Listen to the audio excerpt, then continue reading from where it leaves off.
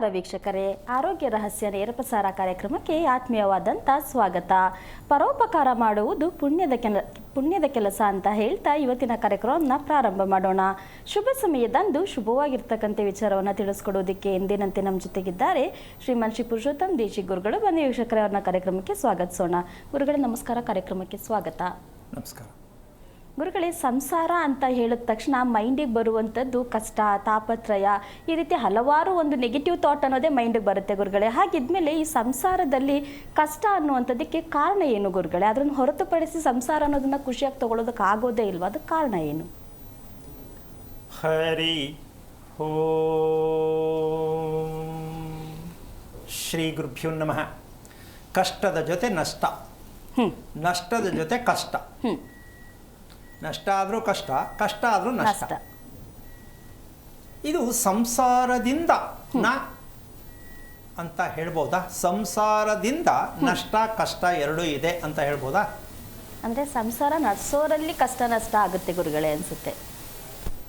Okay, ಇದಕ್ಕೆ ಕೊರತೆ ಯಾವುದು ಹಾಗಾದರೆ? ಸಂಸಾರದಲ್ಲಿ ಕಷ್ಟ ನಷ್ಟ, ಸರಿ. ಇದಕ್ಕೆ ಕಾರಣ ಕೊರತೆ ಯಾವುದು ಅಂತ ತಿಳ್ಕೊಂಡ್ರೆ ಏನಾದ್ರು ಹೇಳಕ್ಕಾಗತ್ತಾ? ಕೊರತೆ ಯಾವುದು ಆಗಿರಬಹುದು ಅಂತ ಹೇಳಿದ್ರೆ? ಪ್ರೀತಿಯ ಕೊರತೆ ಆಗಿರ್ಬೋದಾ ಗುರುಗಳೇ? ಯಾವುದು? ಪ್ರೀತಿಯ ಕೊರತೆ. ಕಷ್ಟದಲ್ಲಿರುವಾಗ ಯಾವ ಪ್ರೀತಿ ಅಮ್ಮ? ಇಲ್ಲ, ಆ ರೀತಿ ಕಷ್ಟ ಅಂತ ಹೇಳಿದ್ರೆ ಗುರುಗಳೇ ಹಣದ ವಿಚಾರದಲ್ಲಿ ಕಷ್ಟ ಇರುತ್ತೆ ಅಂತ ಗುರುಗಳೇ. ಅಂದ್ರೆ ಇದರ ಮೂಲ ಅರ್ಥ ಜ್ಞಾನದ ಕೊರತೆ. ಏನು? ಜ್ಞಾನದ ಕೊರತೆ. ಜ್ಞಾನದ ಕೊರತೆಯಿಂದಾಗಿ ಕಷ್ಟ ನಷ್ಟ ಬರುತ್ತೆ ಹೊರ್ತು ಇದನ್ನು ಏನೋ ಕಾರಣ ಅಂದ್ಕೊಂಡ್ರೆ ಅದಕ್ಕೆ ದಾರಿ ಸಿಕ್ಕಿಲ್ಲ, ಸಿಗೋದು ಇಲ್ಲ. ಮನುಷ್ಯನ ಜ್ಞಾನದ ಕೊರತೆಯಿಂದಾಗಿ, ಇನ್ನೊಮ್ಮೆ ಹೇಳ್ಬಿಡ್ತೀನಿ, ನಮ್ಮ ಮಾನವ ಅಂತ ನಾವೇನು ಹೇಳ್ತೀವೋ, ಮಾನವನ ಜ್ಞಾನದ ಕೊರತೆಯಿಂದಾಗಿ ಕಷ್ಟ ನಷ್ಟವೇ ಹೊರತು ಸಂಸಾರದಿಂದ ಕಷ್ಟ ನಷ್ಟ ಅನ್ನೋದು ಒಂದು ರೀತಿ ಯಾವ ಥರ ಹೇಳಬೇಕು ಅಂದ್ರೆ ಪದಗಳೇ ಸಿಕ್ಕಲ್ಲ.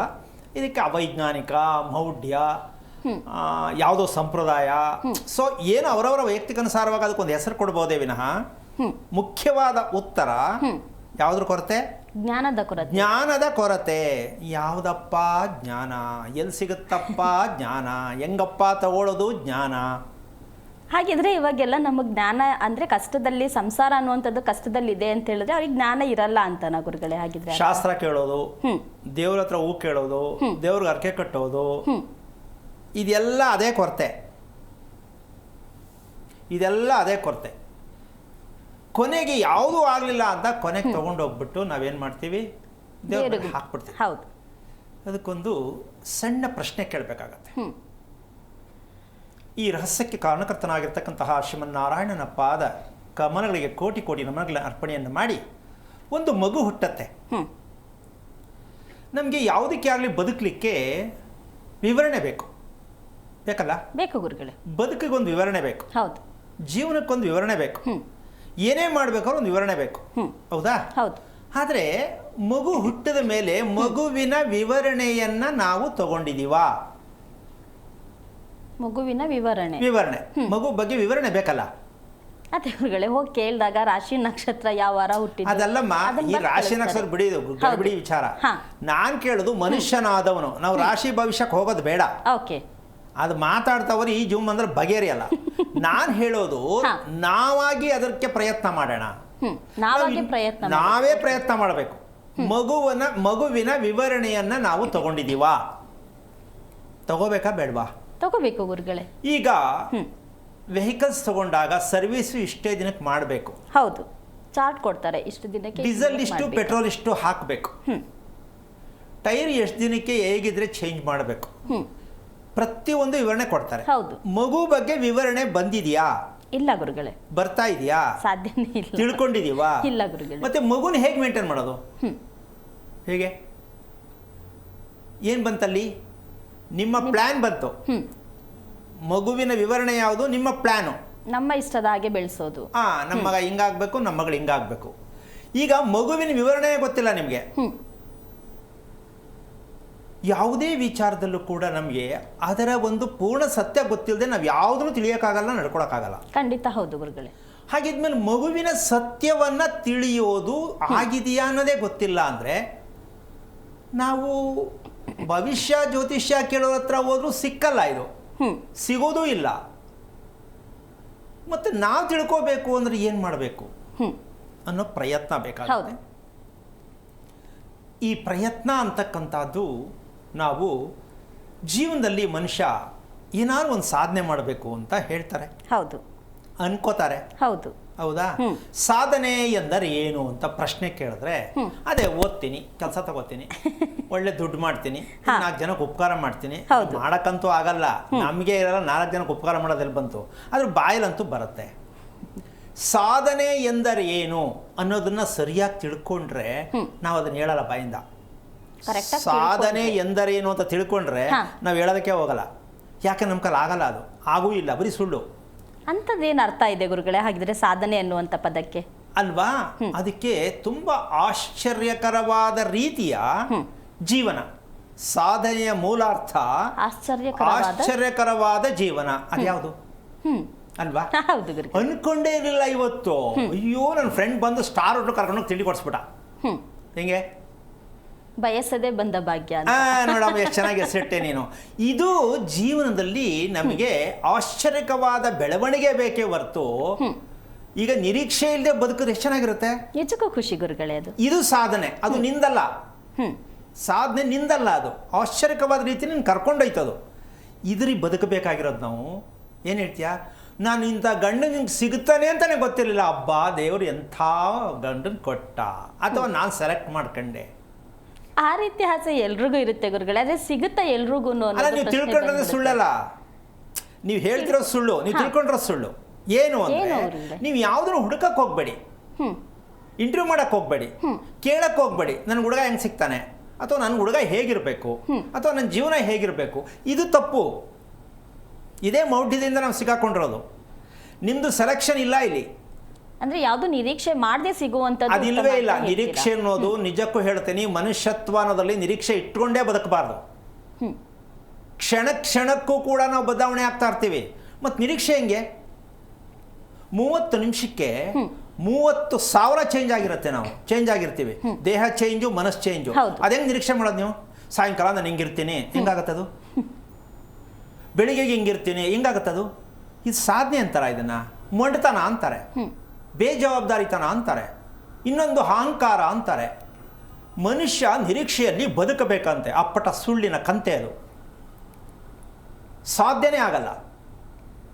ಕೊನೆಗೆ ಅವನು ಹೇಳ್ಬೋದು, ನನ್ನ ಮಗನ ಹಿಂಗೆ ಓದಿಸ್ದೆ, ಹಂಗೆ ಓದ್ದ, ಹೇಳ್ತಾರೆ, ಫೈನ್, ಎಲ್ಲ ಸರಿ ಸ್ವಾಮಿ, ಎಲ್ಲ ಸರಿ, ಆದರೆ ಮದುವೆ ಆಯ್ತಾ ಇಲ್ಲ, ಏನು ಬಂತಲ್ಲಿ? ಫೇಲ್ಯೂರ್ ಬಂತು ಗುರುಗಳೇ. ಅಲ್ಲ, ನಿನ್ನ ಸಾಧನೆ ಸರಿ, ಎಲ್ಲವೂ ಆಗಿದೆಯಾ? ಇಲ್ಲ. ಅದಕ್ಕೇನು ಹೇಳುತ್ತೆ ಧರ್ಮ ಅಂತ ಹೇಳ್ತಕ್ಕಂಥ ವಿಚಾರವನ್ನ, ಇದಕ್ಕೆ ನಾವು ತಿಳ್ಕೊಳ್ಬೇಕಾದಂಥ ವಿಷಯ ವಿಧಿ ಅಂತ ಹೇಳ್ತೀವಿ. ನಮ್ಮಲ್ಲಿ ಇರ್ತಕ್ಕಂಥ ಅತಿ ಮುಖ್ಯವಾದದ್ದು ಬ್ರಹ್ಮವಿಧಿ. ನಾವು ಹೇಳ್ತೀವಿ ವಿಧಿ ಏನು ಬರ್ದಾಯ್ತು ಅಂತ ಹೇಳ್ತೀವಿ, ಇದನ್ನ ಬ್ರಹ್ಮವಿಧಿ ಅಂತೀವಿ. ಬ್ರಹ್ಮವಿಧಿ. ಇನ್ನೊಂದು ಮಂಗಳಕರ ವಿಧಿ. ಈ ಮಂಗಳಕರ ವಿಧಿ ಅಂದ್ರೆ ಗೊತ್ತಿಲ್ಲದೆ ಮದುವೆನೇ ಆಗೋಯ್ತು, ದುಡ್ಡೇ ಇರಲಿಲ್ಲ, ಏನೇನು ಮಾಡಬಾರ್ದು ಅಂದ್ಕೊಂಡಿದ್ದು ನಿಜಕ್ಕೂ ಎಲ್ಲ ಆಗೋಯ್ತು. ಇದು ಮಂಗಳಕರ ವಿಧಿ. ಯಾರು ಸಪೋರ್ಟ್ ಇಲ್ಲ, ಯಾರು ನಮ್ಗೇನು ಮಾಡ್ಕೊಡ್ಲಿಲ್ಲ, ಹೇಳ್ಕೊಡ್ಲಿಲ್ಲ, ನನಗೆ ವಿದ್ಯೆ ಮೊದಲೇ ಇಲ್ಲ. ಇದು ಮಂಗಳಕರ ವಿಧಿ. ಬ್ರಹ್ಮವಿಧಿ ಅಂದ್ರೆ ಯಾವುದು? ಬ್ರಹ್ಮವಿಧಿ ಅಂತಕ್ಕಂಥದ್ದು ಈ ಮಂಗಳಕರ ವಿಧಿಯಲ್ಲಿ ಎಲ್ಲವೂ ಸಿಕ್ಕತ್ತೆ, ನಿರೀಕ್ಷೆ ಮೀರಿ ಎಲ್ಲವೂ ಸಿಕ್ಕತ್ತೆ. ಆದರೆ ಎಲ್ಲ ಸರಿ, ನೆಮ್ಮದಿ ಇಲ್ಲ. ಯಾವುದ್ರಲ್ಲಿ? ಮಂಗಳಕರ ವಿಧಿಯಲ್ಲಿ ಎಲ್ಲ ಸರಿ ಸ್ವಾಮಿ, ಮಾಡಿದೆ, ಎಲ್ಲ ಸಕ್ಸಸ್ ಆಯಿತು, ನೆಮ್ಮದಿ ಇಲ್ಲ. ಆ ಮಗಳಿಗೆ ಮಾಡಿದ್ನಾ ಹಂಗಾಯ್ತು, ಈ ಮಗನಿಗೆ ಮಾಡಿದ್ನಾ ಹಿಂಗಾಯ್ತು. ಇದು ಮದುವೆ ಆಯಿತು ಸರಿ, ಮಂಗಳಕರ ಕೆಲಸ ಆಯಿತು, ಆದರೆ ಅವರು ನೆಮ್ಮದಿ ಇಲ್ಲ, ನಾನು ನೆಮ್ಮದಿ ಇಲ್ಲ. ಇದು ಮಂಗಳಕರ ವಿಧಿ. ಯಾವುದು? ಮನೆ. ಮಂಗಳಕರ ವಿಧಿ ಮನೆಯಲ್ಲಿ ನೆನೆಸದೆ ಬಯಸದೇ ಇರುವ ಕೆಲಸ ಕಾರ್ಯಗಳು ನಡೀತಾ ಇರುತ್ತೆ. ಬ್ರಹ್ಮವಿಧಿ ಮನೆ ಯಾವುದು? ಇದು ತುಂಬ ಕಷ್ಟಕರವಾದ ಮನೆ ಅಂತ ಹೇಳ್ಬೋದು. ಇದು ಒಂದು ಮ್ಯಾಜಿಕ್ ಮನೆ. ಇದು ಮಂಗಳಕರವಾದ ವಿಧಿ ಮ್ಯಾಜಿಕ್ ಮನೆ. ಕೆಲವು ಸಿಕ್ಬಿಡುತ್ತೆ, ಕೆಲವು ಸಿಕ್ಕಲ್ಲ.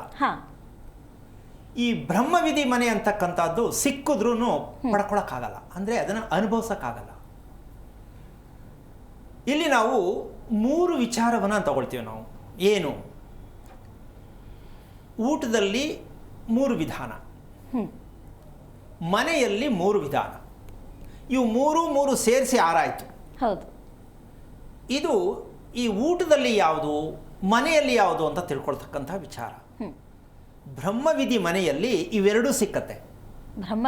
ಬ್ರಹ್ಮವಿಧಿಯ ಮನೆಯಲ್ಲಿ ಆಹಾರದಲ್ಲಿ 3: ವಾತ, ಪಿತ್ತ, ಕಫ. ಇದು ದೇಹಕ್ಕೆ ಬೇಕಾದಂಥ, ಆರೋಗ್ಯಕ್ಕೆ ಬೇಕಾದದ್ದು. ಇನ್ನು ಮನೆಯಲ್ಲಿ ರಜೋಗುಣ, ತಮೋಗುಣ, ಸತ್ವಗುಣ. ಆಯ್ತಾ? ಇದು ಮನೆಯಲ್ಲಿ ಸಿಗ್ತಕ್ಕಂಥದ್ದು. ಈ ಎರಡೂ ಸೇರಿದಾಗ ಮನಸ್ಸಿನ ಅಭಿವೃದ್ಧಿನೂ ಆಯಿತು, ಆರೋಗ್ಯನೂ ಚೆನ್ನಾಗಿರುತ್ತೆ, ಎಲ್ಲವೂ ಸುಸೂತ್ರವಾಗಿ ನಡೆಯುತ್ತೆ. ಇದು ಬ್ರಹ್ಮವಿಧಿಯ ಮನೆ. ಈಗ ನಾವು ವಾತ, ಪಿತ್ತ, ಕಫ, ರಜೋಗುಣ, ತಮೋಗುಣ, ಸತ್ವಗುಣ ಪಂಚಾಂಗದಲ್ಲಿ ಹುಡುಕ್ತಾ ಇದ್ದೀವಿ. ಹೌದು. ಹೌದಾ? ಇರೋದೆಲ್ಲಿದು? ಮನೆಯಲ್ಲಿ. ನಾವು ಹುಡುಕ್ತಾ ಇರೋದೆಲ್ಲಿ? ಪಂಚಾಂಗದಲ್ಲಿ. ಇದು ಯಾವತ್ತು ನಾವು ತೆಗೆಯೋದ್ರಿಂದ ಆಚೆಗೆ? ಅಂದ್ರೆ ಪಂಚಾಂಗದಲ್ಲಿ ಮನೆಯಲ್ಲಿದೆ ಇದು 3 ಸತ್ವ ಅನ್ನೋದಿಲ್ವಲ್ಲ ಗುರುಗಳೇ, ಹಾಗಾಗಿ ಪರಿಚಯ ಇಲ್ಲ. ಹೇಳೋರ್ಗೆ ಏನಾಗೈತೆ ಹೇಳಕ್ಕೆ? ಪಂಚಾಂಗದಲ್ಲಿ ಇರ್ತಕ್ಕಂಥ ತೆಗೆಯೋದು ಬೇಡ, ನಾವು ಅದನ್ನ ಅಲ್ಲೇ ಇಡೋಣ. ಅವಾಗಿಂದ ಇಟ್ಕೊಂಡು ಬಂದಿದ್ದೀವಿ. ಇದನ್ನ ಸರಿಪಡಿಸೋದಿಕ್ಕೆ ಯಾವ ಮೂಲ ಅಂತ ಯಾಕೆ ಹೇಳೋರು ಗೊತ್ತಾಗಿಲ್ವಲ್ಲ ಇನ್ನು ಅಂತ ನನ್ನ ಪ್ರಶ್ನೆ. ಬೇಕಾ ಬೇಡವಾ? ಖಂಡಿತ ಬೇಕು ಗುರುಗಳೇ. ಪಂಚಾಂಗದಲ್ಲಿ ಬರೋ ಸತ್ಯಪ್ಪ, ಅದನ್ನ ಯಾವುದಕ್ಕೆ ಬಳಸ್ಕೊಂಡಿರ್ಬೇಕಿತ್ತು? ವಾಸದ ಮನೆಗೆ ತಗೋಬೇಕು ಈ 3 ಗುಣಗಳನ್ನ. ನೀವು ಪಂಚಾಂಗದಲ್ಲಿ ಸರಿ ಇಲ್ಲ, ಇದು ತಪ್ಪು ಅಂತ ಹೇಳ್ತಿರಲ್ಲ, ಮನೆ ಕತೆ ಏನು? ಮನೆಯಲ್ಲಿ ಆ 3 ಗುಣಗಳು ಇರುತ್ತೆ ಅನ್ನೋದನ್ನ ಹೇಗೆ ನಾವು ಕಂಡುಕೊಳ್ಳೋದು ಗುರುಗಳೇ? ಅದು ಹೇಳೋಣ. ಅದು ಹೇಳ್ಬೇಕಾದ್ದೇ ಇವತ್ತು ವಿಚಾರ. ಈ 3 ಗುಣಗಳು ಮನೆಯಲ್ಲಿ ಇರಬೇಕು. ಮತ್ತೆ ನಮಗೆ ಬ್ರಹ್ಮವಿಧಿ ಮನೆ ಬೇಕು. ಯಾರಿಗೆ ಇಷ್ಟ ಇಲ್ಲ? ಬ್ರಹ್ಮವಿಧಿ ಅಂದ್ರೆ ಎಲ್ಲವೂ ಕೂಡ ನಮಗೆ ಸಿಕ್ಕಿದೆ, ದಕ್ಕಿದೆ ಅಂತ ಅರ್ಥ. ಆಗ ಸಿಕ್ಕಿಲ್ವಲ್ಲ, ಹಾಗಿದ್ದ ಮೇಲೆ ತಪ್ಪೇನಾಗಿದೆ? ಅದಕ್ಕೋಸ್ಕರವಾಗಿ ಇಲ್ಲಿ ಪಾಶ್ಚಿಮಾತ್ಯ ದೇಶಕ್ಕೂ ನಮ್ಮ ದೇಶಕ್ಕೂ ಇರತಕ್ಕಂತಹ ಒಂದು ವ್ಯತ್ಯಾಸದಲ್ಲಿ ಈ ಮನೆಗಳು ಶಾಸ್ತ್ರಾಧಾರಿತವಾಗಿರ್ತಕ್ಕಂತಹ ಮನೆ ನಮ್ಮ ಭಾರತ ದೇಶದಲ್ಲಿ ಮಾತ್ರ ಇರೋದು. ಭಾರತ ದೇಶದಲ್ಲಿ ಮಾತ್ರ ಶಾಸ್ತ್ರಾಧಾರಿತವಾಗಿರ್ತಕ್ಕಂಥ ಮನೆ ನಮ್ಮ ಭಾರತ ದೇಶದಲ್ಲಿ ಮಾತ್ರ ಇರೋದು ಅಂತ ಅಂದಿದ್ದೀವಿ. ಇಲ್ಲ, ಹೆಣ್ಣು ಗಂಡು ಮನೇಲೇ ಇದ್ದಾರೆ, ನೆಮ್ಮದಿಯಾಗಿಲ್ಲ. ಹೆಣ್ಣು ಗಂಡು ಖುಷಿಯಾಗಿದ್ದಾರೆ, ಆದ್ರೆ ಇವ್ರ ಮಾತು ಅವ್ರು ಕೇಳಲ್ಲ, ಅವ್ರ ಮಾತು ಇವ್ರು ಕೇಳಲ್ಲ. ಅಂದ್ರೆ ನಾವು ಒಂದು ಪ್ಲಸ್ ಒಂದು ಮೈನಸ್ ಎರಡು ಮಾಡ್ಕೊಂಡಿದ್ದೀವಿ. ಅದಾಗಬಾರ್ದು. ಹಾಗಾಗಿ ನಾವು ಎಲ್ಲವೂ ಒಂದೇ ಕಡೆ ನಾವು ಪಡ್ಕೋಬೇಕು. ಏನಮ್ಮ? ಎಲ್ಲವೂ ಒಂದೇ ಕಡೆ ಪಡ್ಕೋಬೇಕು. ಈಗ ಕಣ್ಣಿನ ಡಾಕ್ಟರ್ ಹತ್ರ ಹೋಗೋಣ, ಕಣ್ಣಿಗೆ ಮಾಡ್ಕೊಂಬೋಣ. ಈ ಮಿಕ್ಕದ್ದೆಲ್ಲ ಏನು ಮಾಡೋಣ? ಎಲ್ಲ ಕಡೆ ಹೋಗಿ ಚೆಕ್ ಮಾಡ್ಸೋಕ್ಕಾಗಲ್ಲ. ಇದೆಲ್ಲವೂ ಸೇರಿ ಒಂದೇ ಜಾಗ ನಮ್ಮ ವಾಸದ ಮನೆ ಅಂತ ನಾವು ತಿಳ್ಕೊಳ್ಳೋದು ಯಾವಾಗ? ತಿಳ್ಕೊಂಡಿದ್ದೀವಿ ಅಂತೀಯಾ? ವಿಚಾರನೇ ಗೊತ್ತಿಲ್ಲ ಗುರುಗಳೇ, ತಿಳ್ಕೊಳ್ಳೋದಿಲ್ಲ, ಅದು ದೂರದ ಮಾತು ಗುರುಗಳೇ. ಅದಕ್ಕೋಸ್ಕರವಾಗಿ ಈ ಬ್ರಹ್ಮವಿಧಿ ಅಂತಕ್ಕಂಥದ್ದನ್ನು ಇವತ್ತು ಪ್ರತಿಯೊಬ್ಬರು ಅರ್ಥ ಮಾಡ್ಕೋಬೇಕು. ನಿಜಕ್ಕೂ ಏನಪ್ಪ ಅಂದರೆ, ಸಾಮಾನ್ಯ ಕೈಲಾಗದೇ ಇದ್ದಾಗ, ನಮ್ಮ ಕೈ ಸಿಗದೇ ಇದ್ದಾಗ ನಾವು ಬಳಸೋ ಮಾತು ಯಾವುದು ಅಂದರೆ, ಭಗವಂತ ಏನು ಬರ್ದವನೋ ಒಂದು, ಎಲ್ಲ ವಿಧಿ ಲಿಖಿತ ಎರಡು.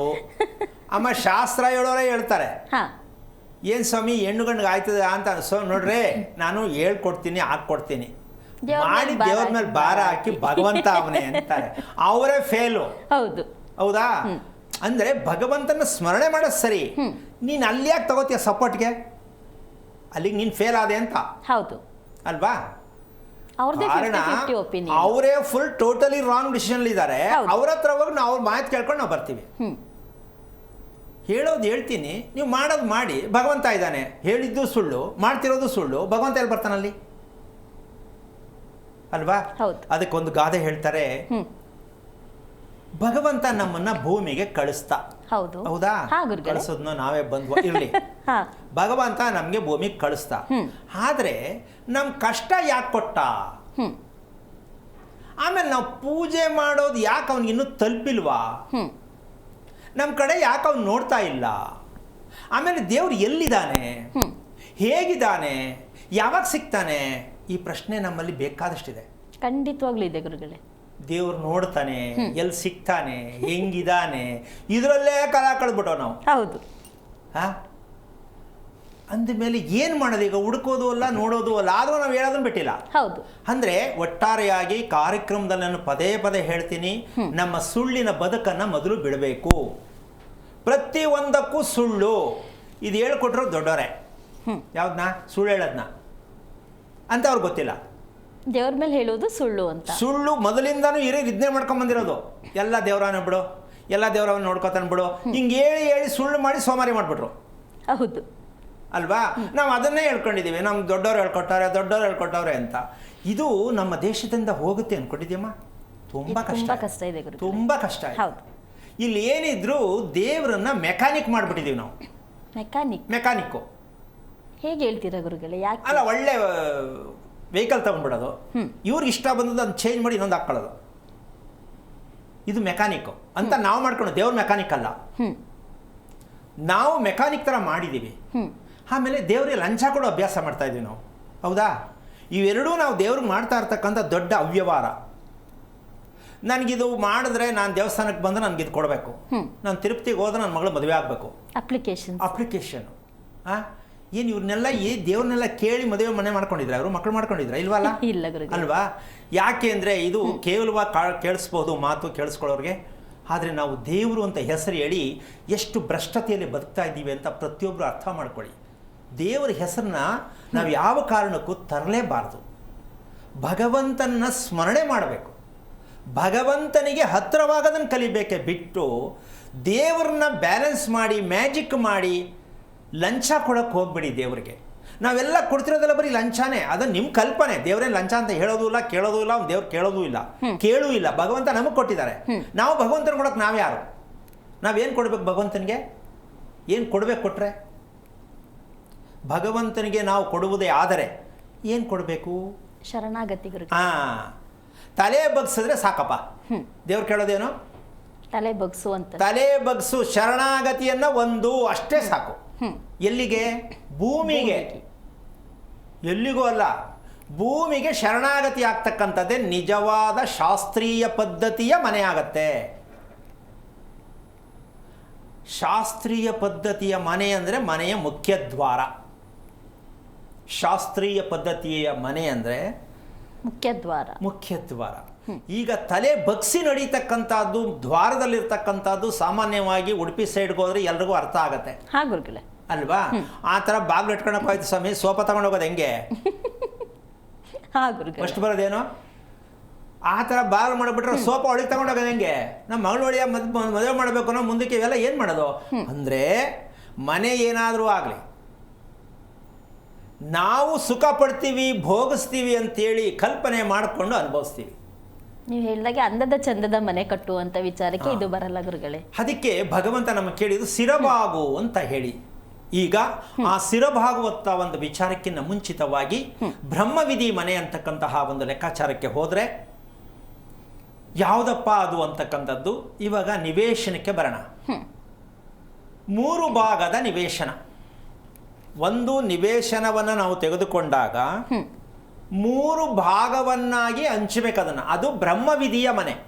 3 ಭಾಗವನ್ನಾಗಿ ಒಂದು ನಿವೇಶನ ಸೈಟನ್ನ 3 ಭಾಗವಾಗಿ, ಒಂದು ಭಾಗ ಭಗವಂತನಿಗಾಗಿ ಮೀಸಲು.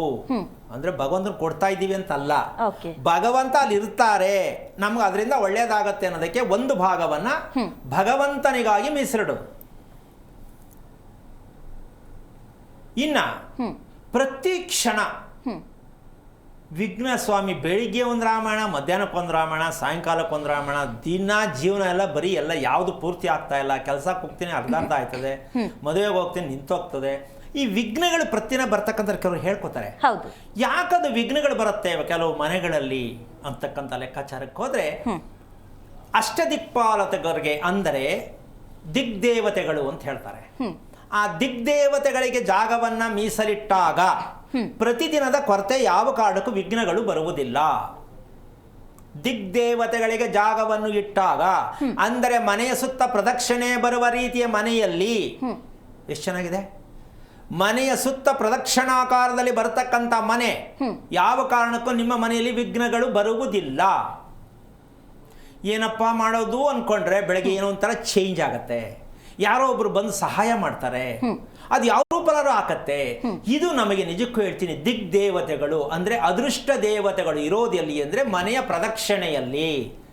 ಯಾವ ಗಂಡ ಹೆಂಡತಿ ಬೆಳಗ್ಗೆ ಎದ್ದು ಮನೆ ಒಂದು ಸುತ್ತು ಪ್ರದಕ್ಷಿಣೆ ಹಾಕ್ತಾರೋ ಆ ಮನೆಯಲ್ಲಿ ಇರ್ತಕ್ಕಂತಹ ಪ್ರತಿಯೊಂದು ಶಕ್ತಿ ಎಲ್ಲ ಲಕ್ಷ್ಮಿ ಅನುಗ್ರಹ, ಅಷ್ಟಸಿದ್ಧಿ ಯೋಗ. ಅಷ್ಟಲಕ್ಷ್ಮಿ ಯೋಗ. ಎಲ್ಲ ಲಕ್ಷ್ಮಿ ಅಲ್ಲಿದ್ದಾರೆ.